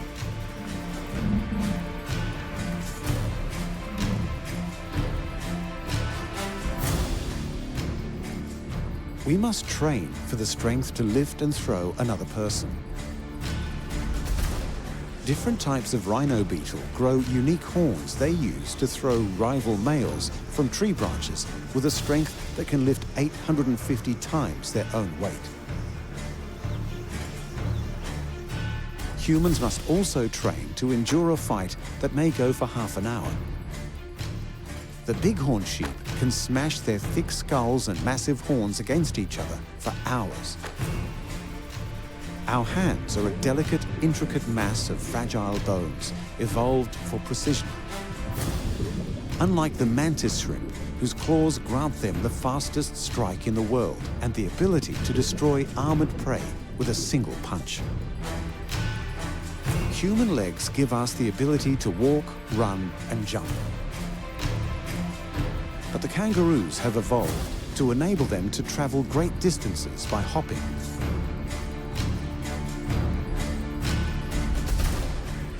Like the ostrich, whose legs make it the fastest two-legged creature on the planet, with a lethal kick that can kill a lion.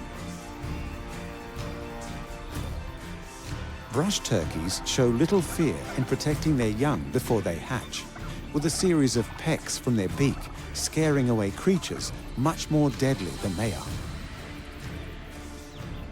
And the silverback gorilla, although being a near relative to human beings, is up to 20 times stronger, being able to literally flip a family sedan. Human beings have adapted to become the dominant force on the planet.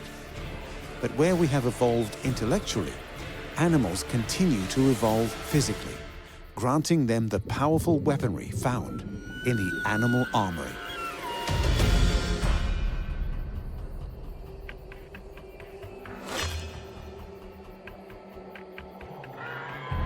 Over millions of years, animals have adapted and evolved an arsenal of deadly weapons to hunt, defend, and attack.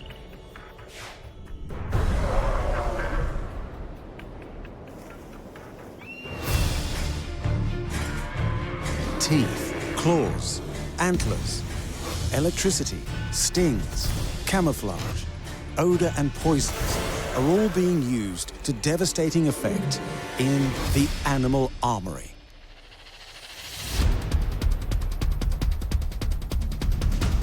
Across the African savanna, where zebras graze, and Madagascan jungles where chameleons climb, these creatures avoid becoming prey to predators stronger and more lethal than themselves. In warm tropics, where mantis hunt, to the Great Barrier Reef, where octopi hide with seemingly supernatural ability. From the Arctic tundra, where polar bears roam, and the Arctic fox prey on other animals with devastating patience and skill. To the Antarctic waters, where penguins play. And over the mountains of Southeast Asia, where the snow leopards dwell. These creatures share an amazing trait, the ability to use the environment surrounding them to hide in plain sight, to virtually disappear and be utterly camouflaged.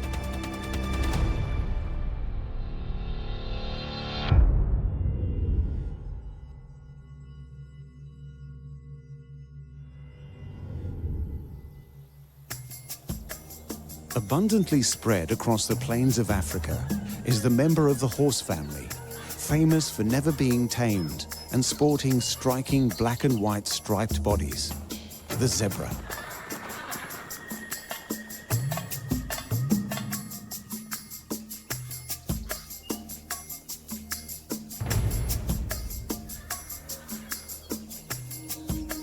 Zebras are social animals and live in groups of varying sizes. They are members of the equid family. They are set apart from their horse relatives by their black and white stripes. The pattern of these stripes are unique to each zebra. But these stripes not only serve to give the zebra identity, they are a brilliant camouflage, its first line of defense from predators, of which there are many.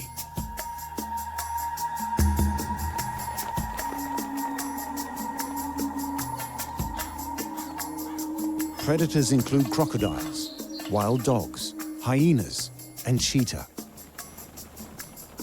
The zebra's greatest threat is the African lion.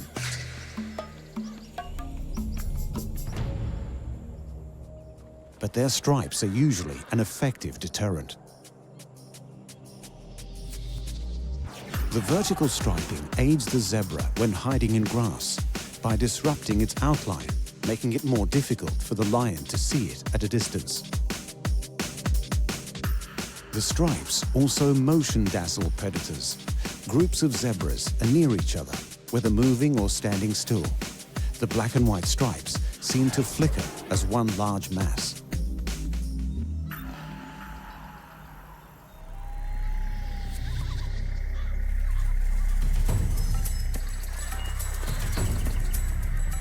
This makes it difficult for the lion to single out a target.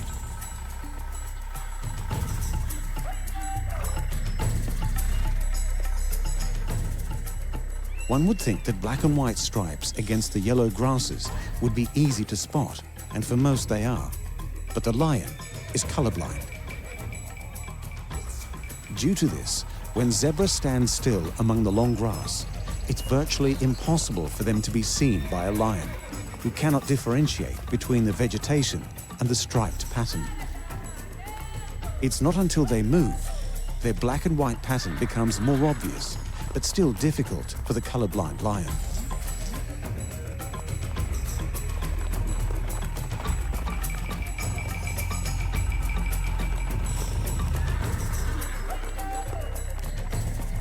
The savanna is covered in grass, a zebra's main source of food. They spend much of their time grazing with their heads down, and it's at these times that they are at their most vulnerable.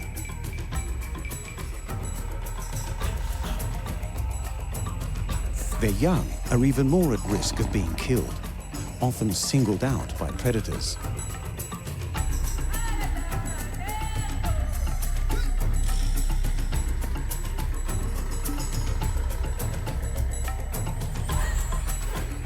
For these reasons, zebra will often graze among other animals that are no threat to them and share common enemies, or are even capable of physically defending against these predators.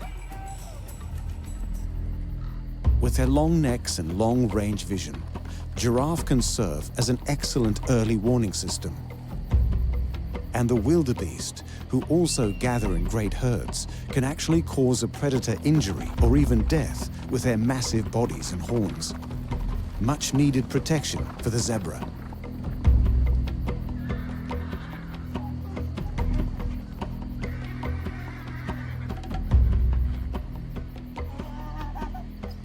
Despite their amazing camouflage and relationship to other animals, lions have an arsenal of weaponry that can counter what they can or can't see.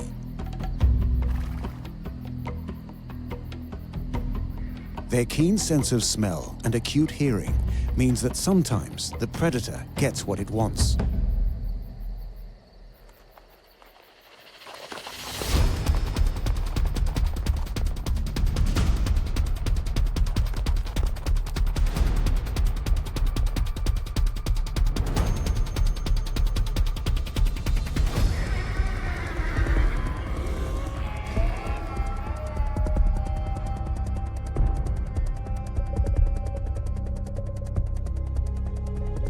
And a zebra must die to feed a hungry pride of lions.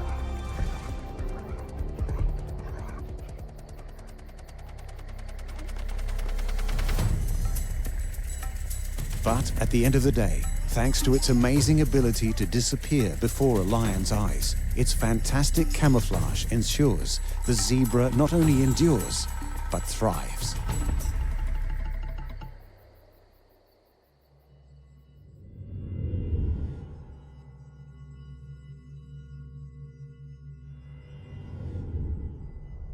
Throughout time, its name has become synonymous with camouflage, seeming to be one thing before suddenly disappearing into another. The old world lizard, the chameleon, has managed to capture the imagination like few other animals. There are just over 200 species of chameleon found in Africa, Southern Europe, and Southern Asia. However, their biggest diversity is found on the giant island of Madagascar. Many of these species are essentially the masters of disguise.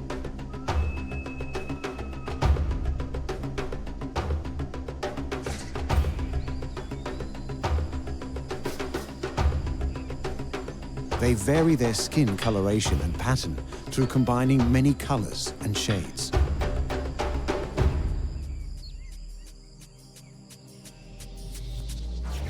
They achieve this with a superficial layer of skin covering their body containing pigments. Underneath are cells with guanine crystals. The color shift happens when the space between these crystals changes, altering the wavelengths of light they reflect.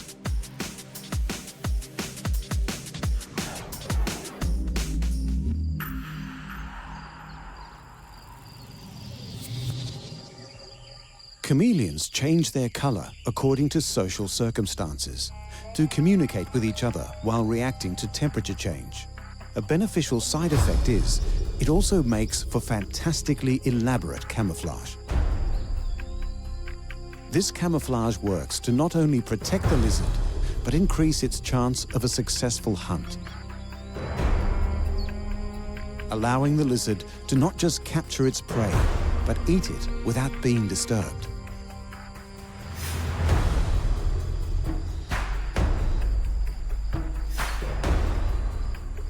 Unlike other lizards, chameleons don't creep. Instead, they move slowly, one leg at a time. Their slow movement is a product of their hunting technique because their tongue, their strike weapon, is so long.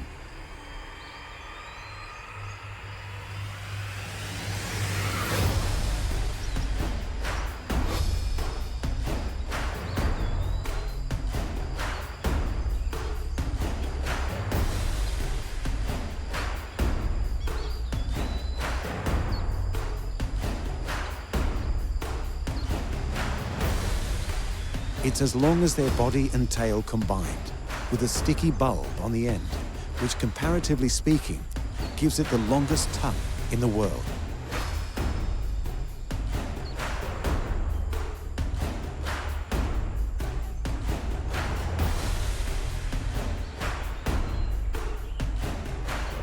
When attacking their prey, the tongue is launched at the target and then put back in their mouth within a fraction of a second. The strike is so quick, a chameleon can catch 4 flies in 3 seconds.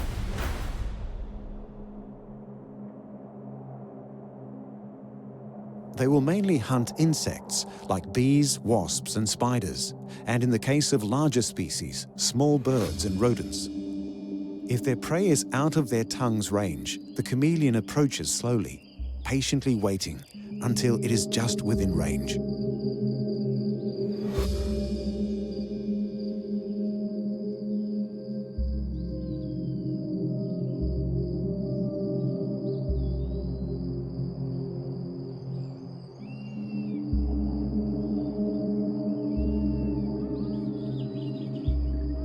Chameleons have evolved unique feet that are extremely beneficial when it comes to hunting.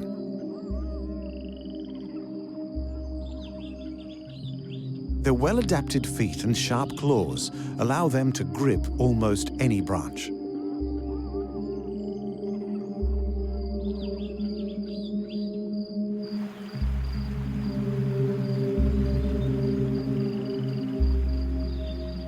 Even with its super grippy feet and its ability to change color, matching its surrounding environment, being able to approach its prey with stealth is pointless if the lizard can't see it. Most creatures move their eyes at the same time, but the chameleon has an astonishing ability to move both eyes on their own. One eye can look in one direction, while the other looks in another. This lets them scan 360 degrees of their environment while focusing more precisely on a point with greater clarity.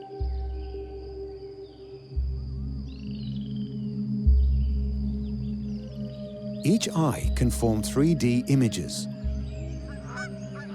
When combined with these other factors, the chameleon can look in all directions and assess distance without moving its head, not attracting the attention of its prey, allowing the lizard to keep one eye on its prey and another on its predator. All this as it remains perfectly hidden.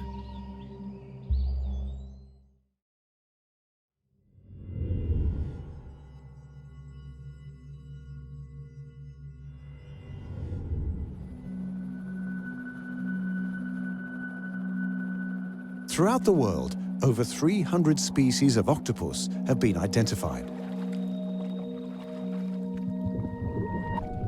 With its malleable body, many tentacles, bulbous head, and its ability to seamlessly blend into its ocean floor surroundings, the octopus continues to be the elusive master of disguise.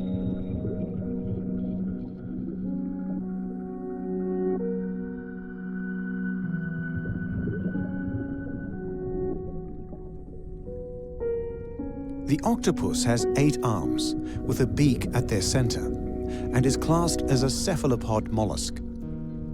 Of all the invertebrates, they are some of the most intelligent.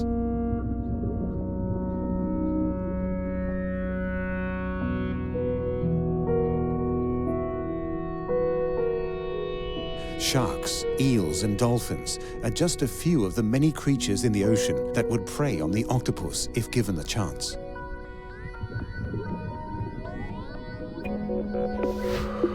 But preying on the octopus isn't that easy, especially if they can't be seen. Their first line of defense is the amazing ability to hide in plain sight through camouflage or mimicry.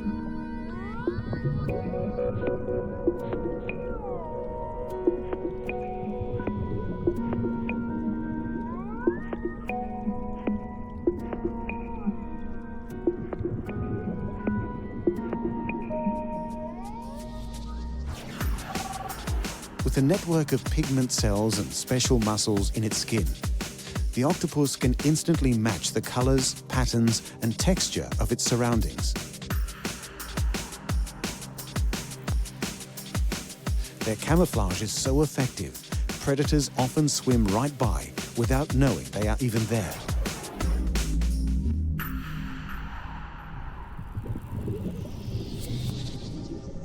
If camouflage doesn't keep them safe, the ability to hide in the tiniest of places out of reach will often suffice.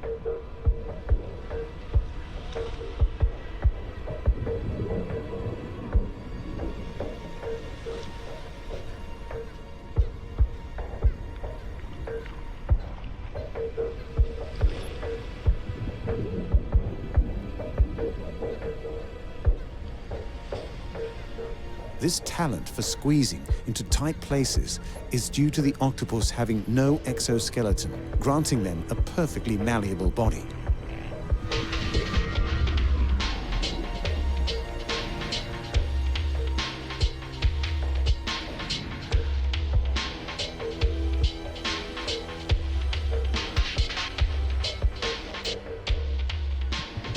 To deal with the most persistent predators, like sharks, whose instincts won't allow them to abandon the hunt, the octopus must use the most potent weapon in its defensive armory: camouflage.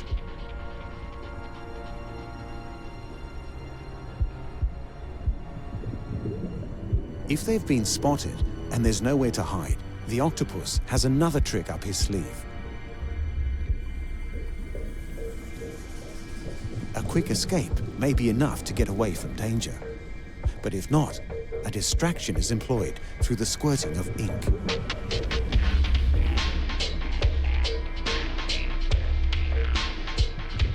Many octopi eject a thick, blackish ink cloud towards the predator to muddy their sight, block their sense of smell, confusing them, buying time to make an escape. With a lightning-quick dash through the water after ejecting the ink, the octopus often has enough time to find a crevice to hide in and change its color to match the surroundings, leaving for one very confused predator.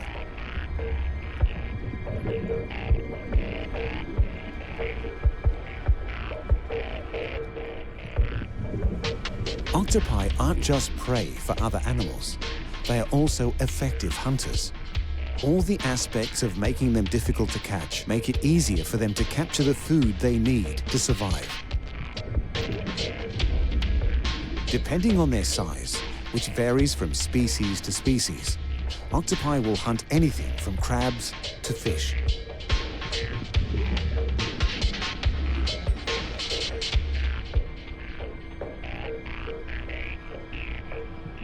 Again, their ability to blend into their environment by aesthetically changing and squeezing into the smallest of spaces allows for the octopus to be a highly successful ambush predator.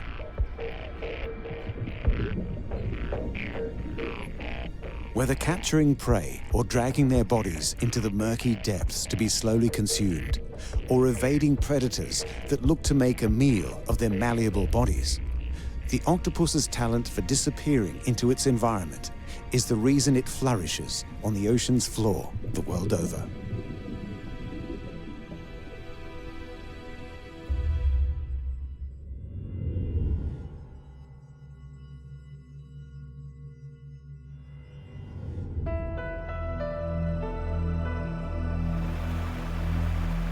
The mantis resides in tropical habitats all over the world, with over 2,400 discovered species.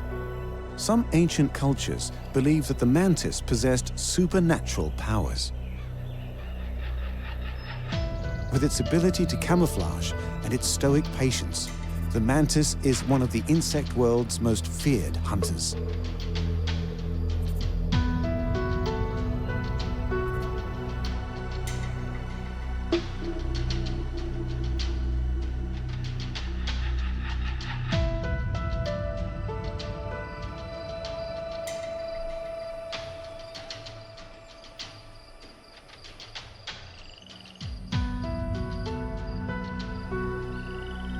With bulging eyes on triangular heads and flexible necks, some species have wings, but all possess huge forelegs used for catching and holding prey.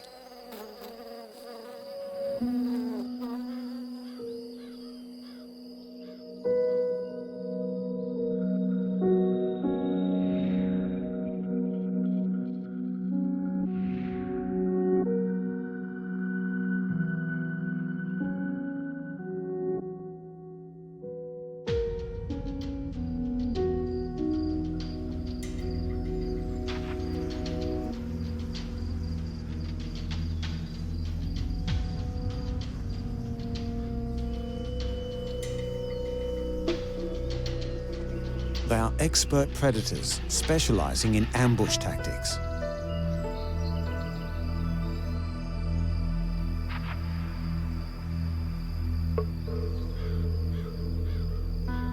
Using camouflage to hide, the mantis remains perfectly still, waiting for prey to approach or slowly stalk them until in reach.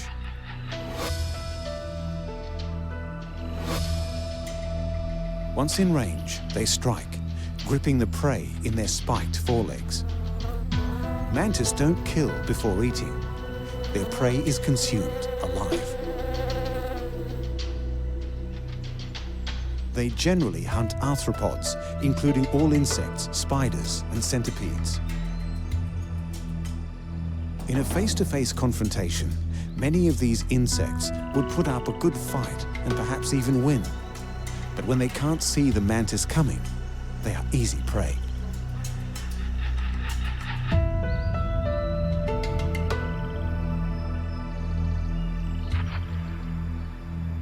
Being as common as they are abundant, the mantis has learned to share its habitat with other insects, many much bigger than they are.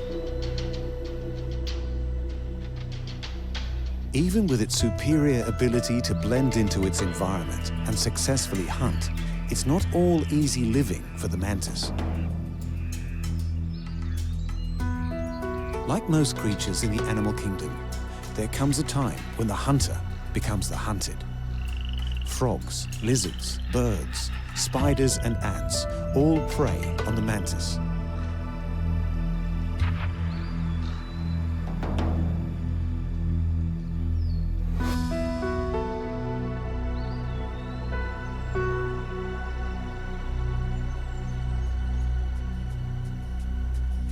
Their best defense is their camouflage. Most species are colored to resemble foliage or other backgrounds in their environment to both avoid predators and capture prey. A mantis can change its color, but only when it molts its skin, an important time in its life, for this is when it's most vulnerable.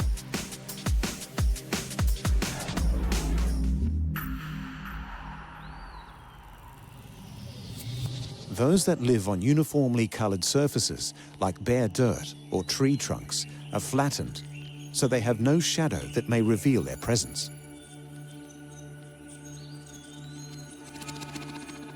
When a mantis is threatened, it will stand tall, spread its forelegs, and fan its wings to make it seem bigger than it is. Some may hiss if the threat persists. It will strike with its forelegs in an attempt to pinch and bite.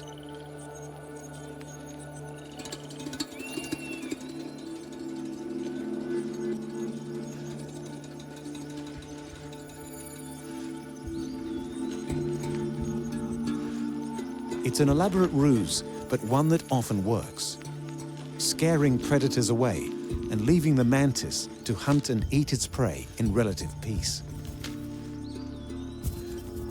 Once again, that specialized insect predator, the praying mantis, gets to live and hunt another day, thanks to its advanced weaponry, as well as its great skills in camouflage.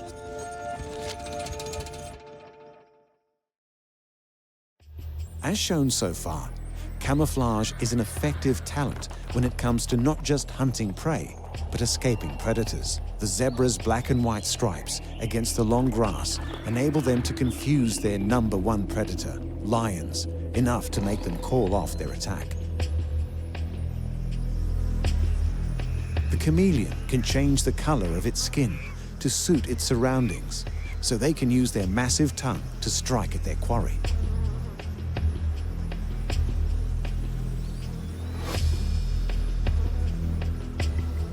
The octopus can not only change the color of its skin, but also seemingly its texture to hide in plain sight of those that would eat it. And the praying mantis blends in with its surroundings so well, it can ambush its prey before eating it alive. These are but a few of the masters of disguise that inhabit the warmer regions of Earth. But more are to be found in the colder climates around the Arctic and Antarctic regions. The playful penguin, sleek in the water and also nearly invisible to prey. The Arctic fox, whose brilliant white coat lets it successfully hunt and scavenge. The polar bear, whose ability to camouflage makes it the Arctic's apex predator. And the snow leopard, whose patterned fur blends it into the mountainous regions it dominantly hunts in.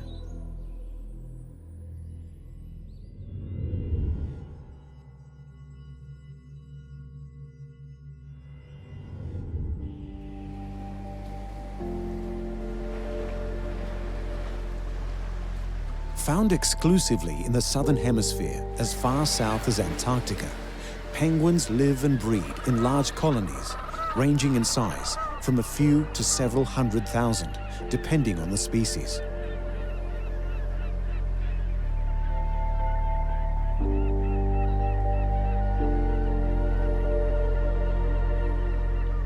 popular around the world for their upright, waddling gait and curiosity when it comes to human interaction. The penguin, with its black and white plumage, is often said to be wearing a dinner suit.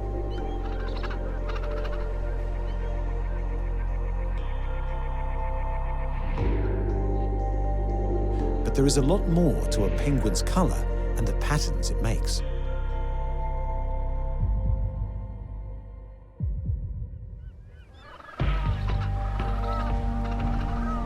Spending half of their lives in the water, penguins' wings have evolved into flippers, giving them the ability to seemingly soar through the water.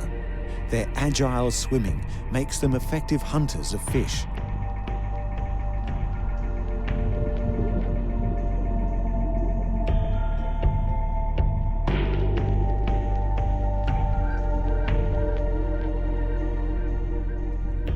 The number of penguin species is debated, but it's somewhere around 17 or 18.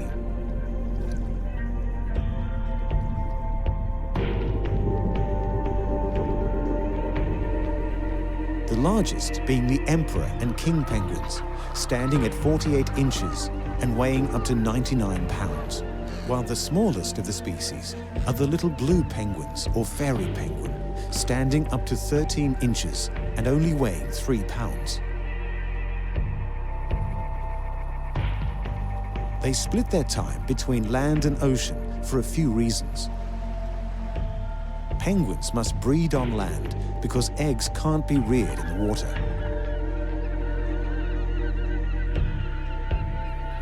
With no way of killing any threat and being clumsy on land, alone, penguins are vulnerable to aerial attacks from skuas and foxes on the ground.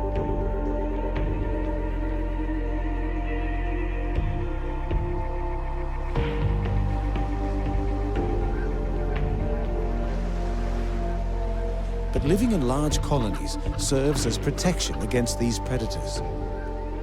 Many eyes in many directions make it hard for predators to sneak up on them.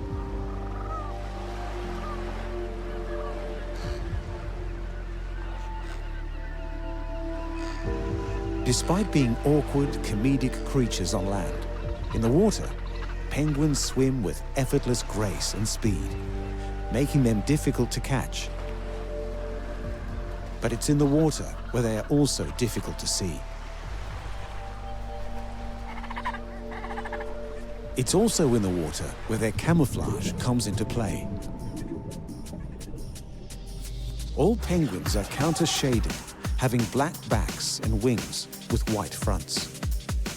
For a predator looking up from below, it can't recognize the difference between the penguin's white belly and the reflection of the water's surface.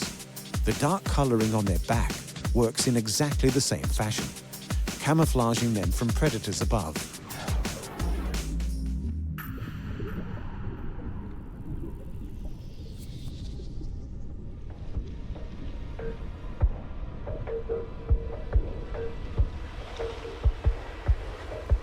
Sharks and orca are some of the most ferocious hunters in the ocean, and both prey on penguin.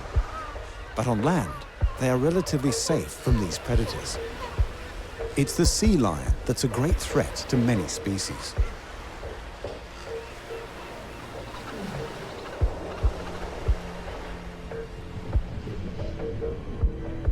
When in the ocean, the sea lion isn't always fooled by camouflage and are just as agile in the water. Sometimes there is nothing the penguin can do to escape.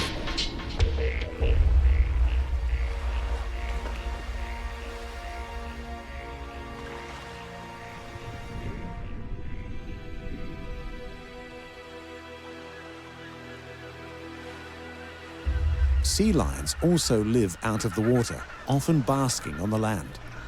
They too are clumsy, but won't hesitate to attack penguin if given the opportunity.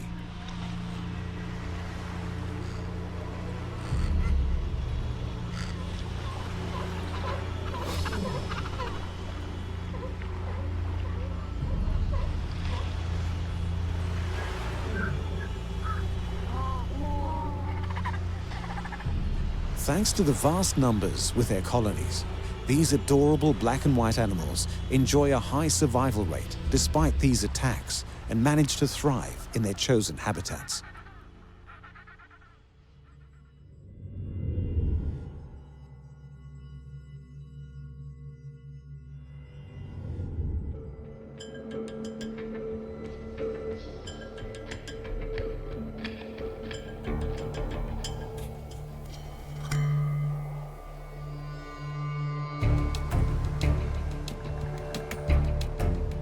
The Arctic fox has little to fear from humans and will often approach a person out of curiosity, even though they've been hunted for their fur for many years.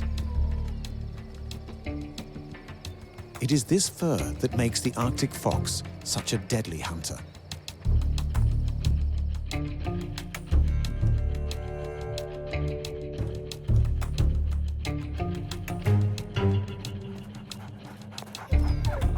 It's native to the Arctic regions of the Northern Hemisphere and found throughout tundra areas. It is well adapted to living in freezing environments with its deep, thick fur insulating it from the cold. Arctic foxes are omnivorous. They have a particular taste for rodents and birds.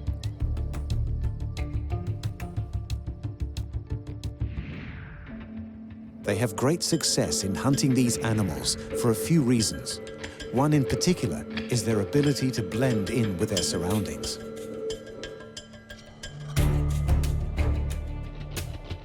Their camouflage is their ultimate weapon. In the summer, when the snow retreats, the Arctic fox adapts, losing much of its fur, with the remainder darkening into shades of brown.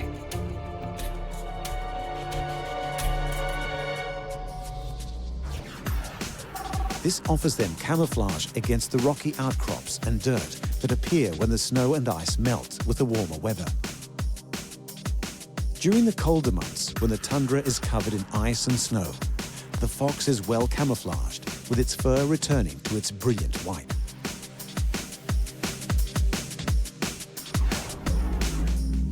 They will usually eat any tiny animal they can find, like voles, hares, with lemmings making up the bulk of their diet, but will happily settle for birds if given the opportunity.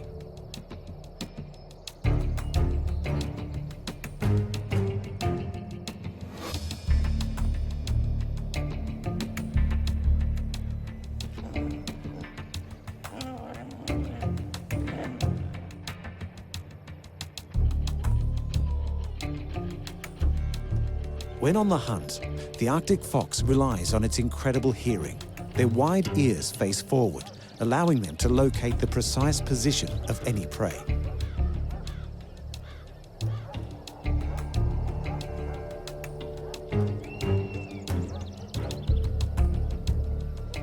Female foxes, or vixens, will bring their kill back to their den amongst the rocky outcrops of the environments they call home, where their young wait to be fed.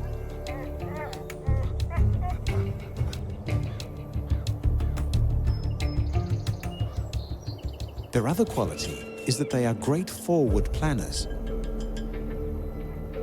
They hide their food in their dens or under rocks for later consumption when hunting opportunities are scarce.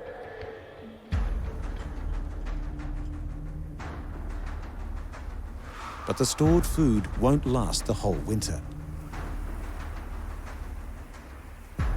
Even when under snow, the Arctic fox's keen senses will detect its prey.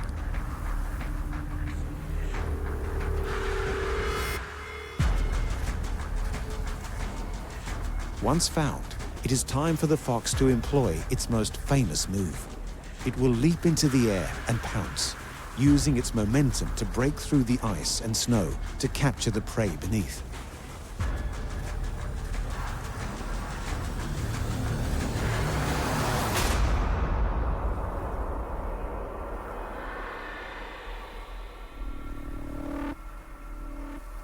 When food is really scarce, the Arctic fox becomes a scavenger, tracking larger carnivorous animals like polar bears in their habitat and eating the carrion remains of the animals they kill. Again, it's camouflage skills, combined with a great awareness of danger, that comes in handy to stay out of the bear's deadly reach.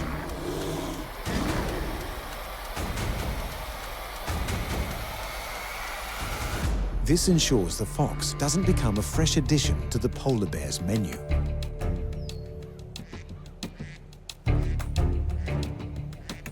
Living in such harsh conditions, Arctic foxes are ultimate survivors.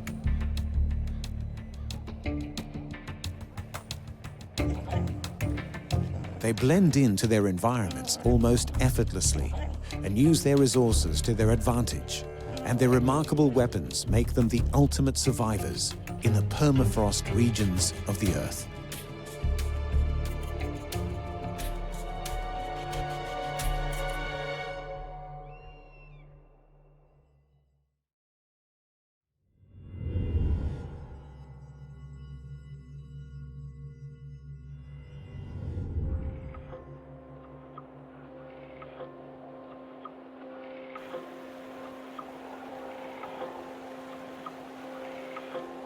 For the indigenous cultures of the Arctic region, polar bears have always been important and revered. 1,500-year-old cave paintings depict the animal, while it's widely believed that Arctic people learned to hunt by watching the polar bear chase and kill its prey.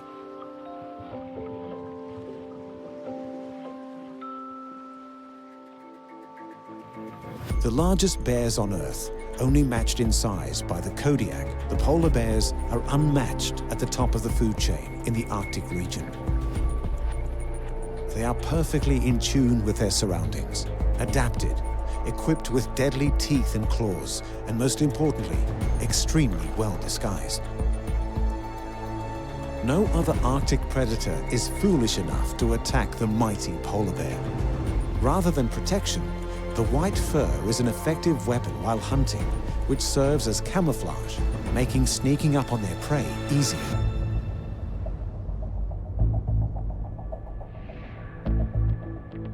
Underneath the fur, there is a thick layer of blubber, which provides excellent insulation from the cold.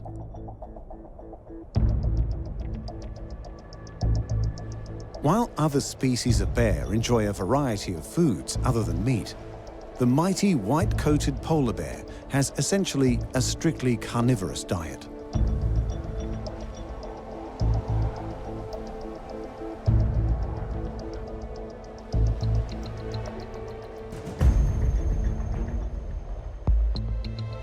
Its main source of food is the seal, but will happily hunt other creatures using the same tactics, like walrus. The polar bear is hidden so effectively, it can literally walk right up to a group of walrus and take its pick of which one to eat without the walrus being able to see it coming.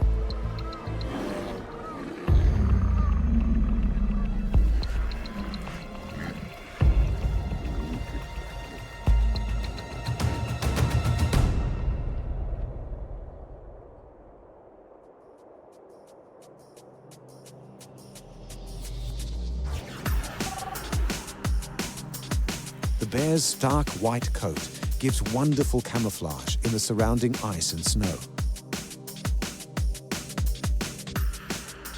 But underneath, their skin is black to soak in the sun's warmth.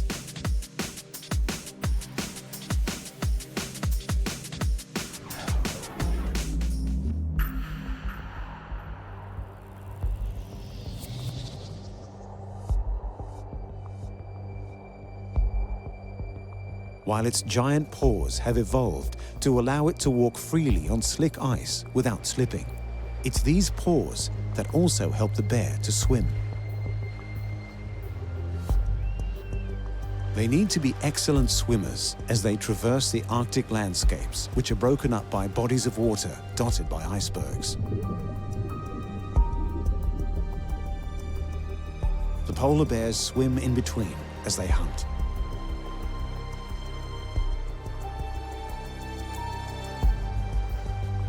An efficient predator, the polar bear's most common way to hunt is called still hunting.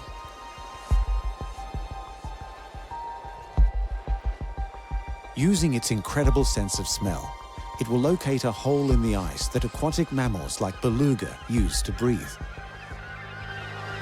The bear crouches nearby, waiting in silence.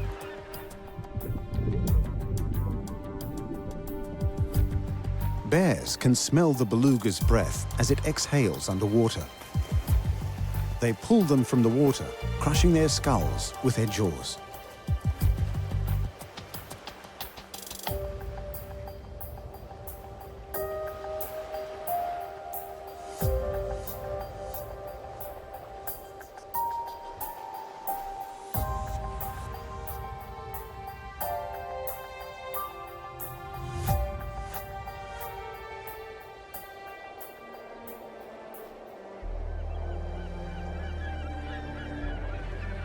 A polar bear will gladly share its meal with others as long as they approach submissively and ask for their share politely.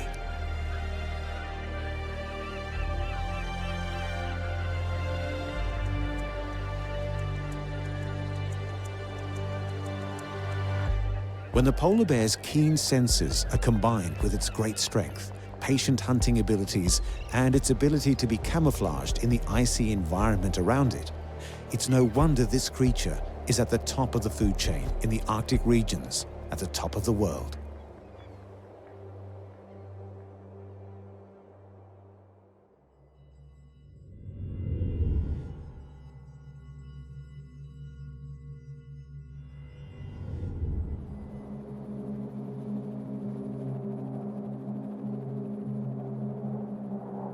Occupying the high reaches of the mountain slopes in Central Asia and playing a significant role in local cultures is the ultimate master of disguise, a strong and agile hunter, the snow leopard.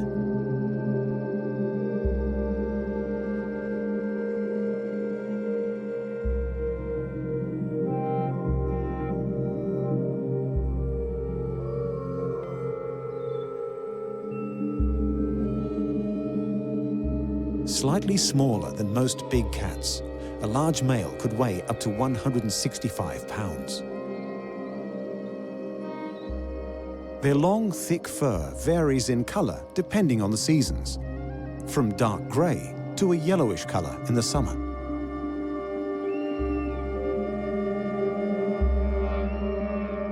Snow leopards are carnivores who actively hunt prey despite rarely being witnessed. They are effective killers, able to take down prey 2 to 4 times their own body weight, like ibex and markhor, but will readily kill smaller creatures like hares and birds. Whatever animal comes close is likely to end up as the snow leopard's meal, not even knowing what struck it, thanks to the leopard's supreme disguise. When hunting, snow leopards prefer to ambush their prey from above, using their fur against the rocky terrain to hide their approach. If spotted, they will chase their prey down the mountain slope until they catch it, killing it with a bite to the neck.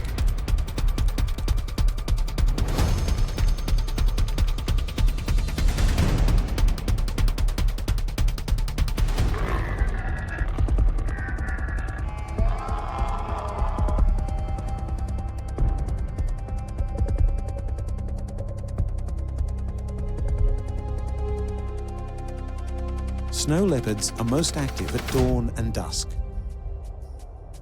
They are extremely secretive and hard to spot because of their wonderful camouflage.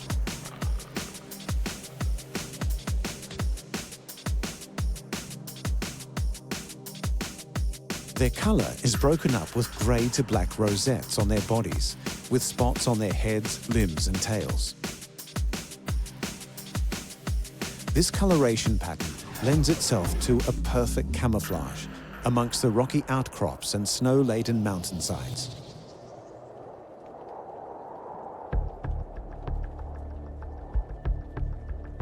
It's not unusual for a snow leopard to drag its kill to safety before feeding, eating all edible parts.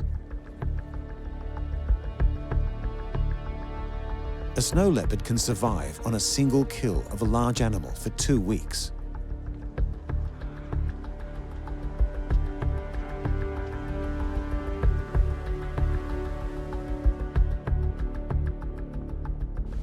In the warmer months, when the snow and ice have melted and the forests at the foot of the mountains spring to life, the snow leopard easily relocates and hunts among the foliage and shrubs.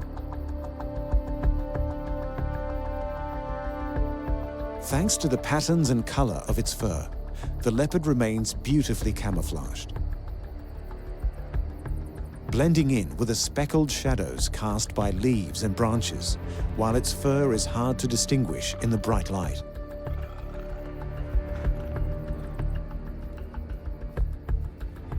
Whether on the mountain slopes or in the nearby forests, the snow leopard is incredibly silent, treading lightly in order not to alert potential prey.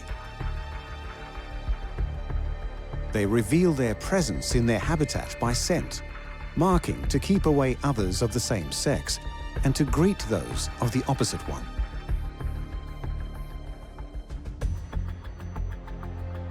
They sleep in different spots nearly every night, so they are always on the move, making them unpredictable and harder to detect. Their range was estimated to be around 5 to 14 square miles, but they seem to cover even more ground than that.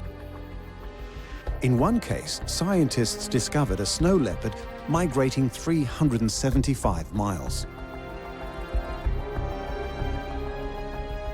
For millennia, this magnificent cat was the king of the mountains, but their population is dropping. The snow leopard habitat range continues to decline from human settlement and increased use of grazing space. This development increasingly fragments the historic range of this amazing species. The monochromatic stripes of the zebra bamboozle predators like the lion into not attacking. The chameleon can instantly change its color depending on how it feels before deploying its tongue to snatch a fly from the air in less than a second.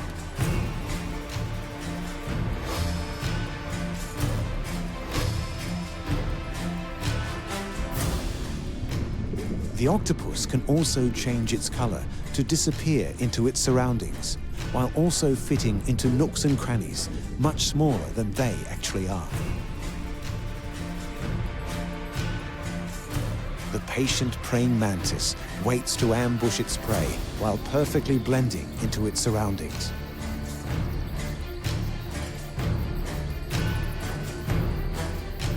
Penguins are easy targets on land, but in the water, they swim with speed and grace, while appearing virtually invisible to predators below and above. The Arctic fox's coat changes color with the seasons, blending with the earthy tones of rocky outcrops in summer and white snow in winter. The polar bear is lost amongst the blinding ice as it hunts the Arctic tundras.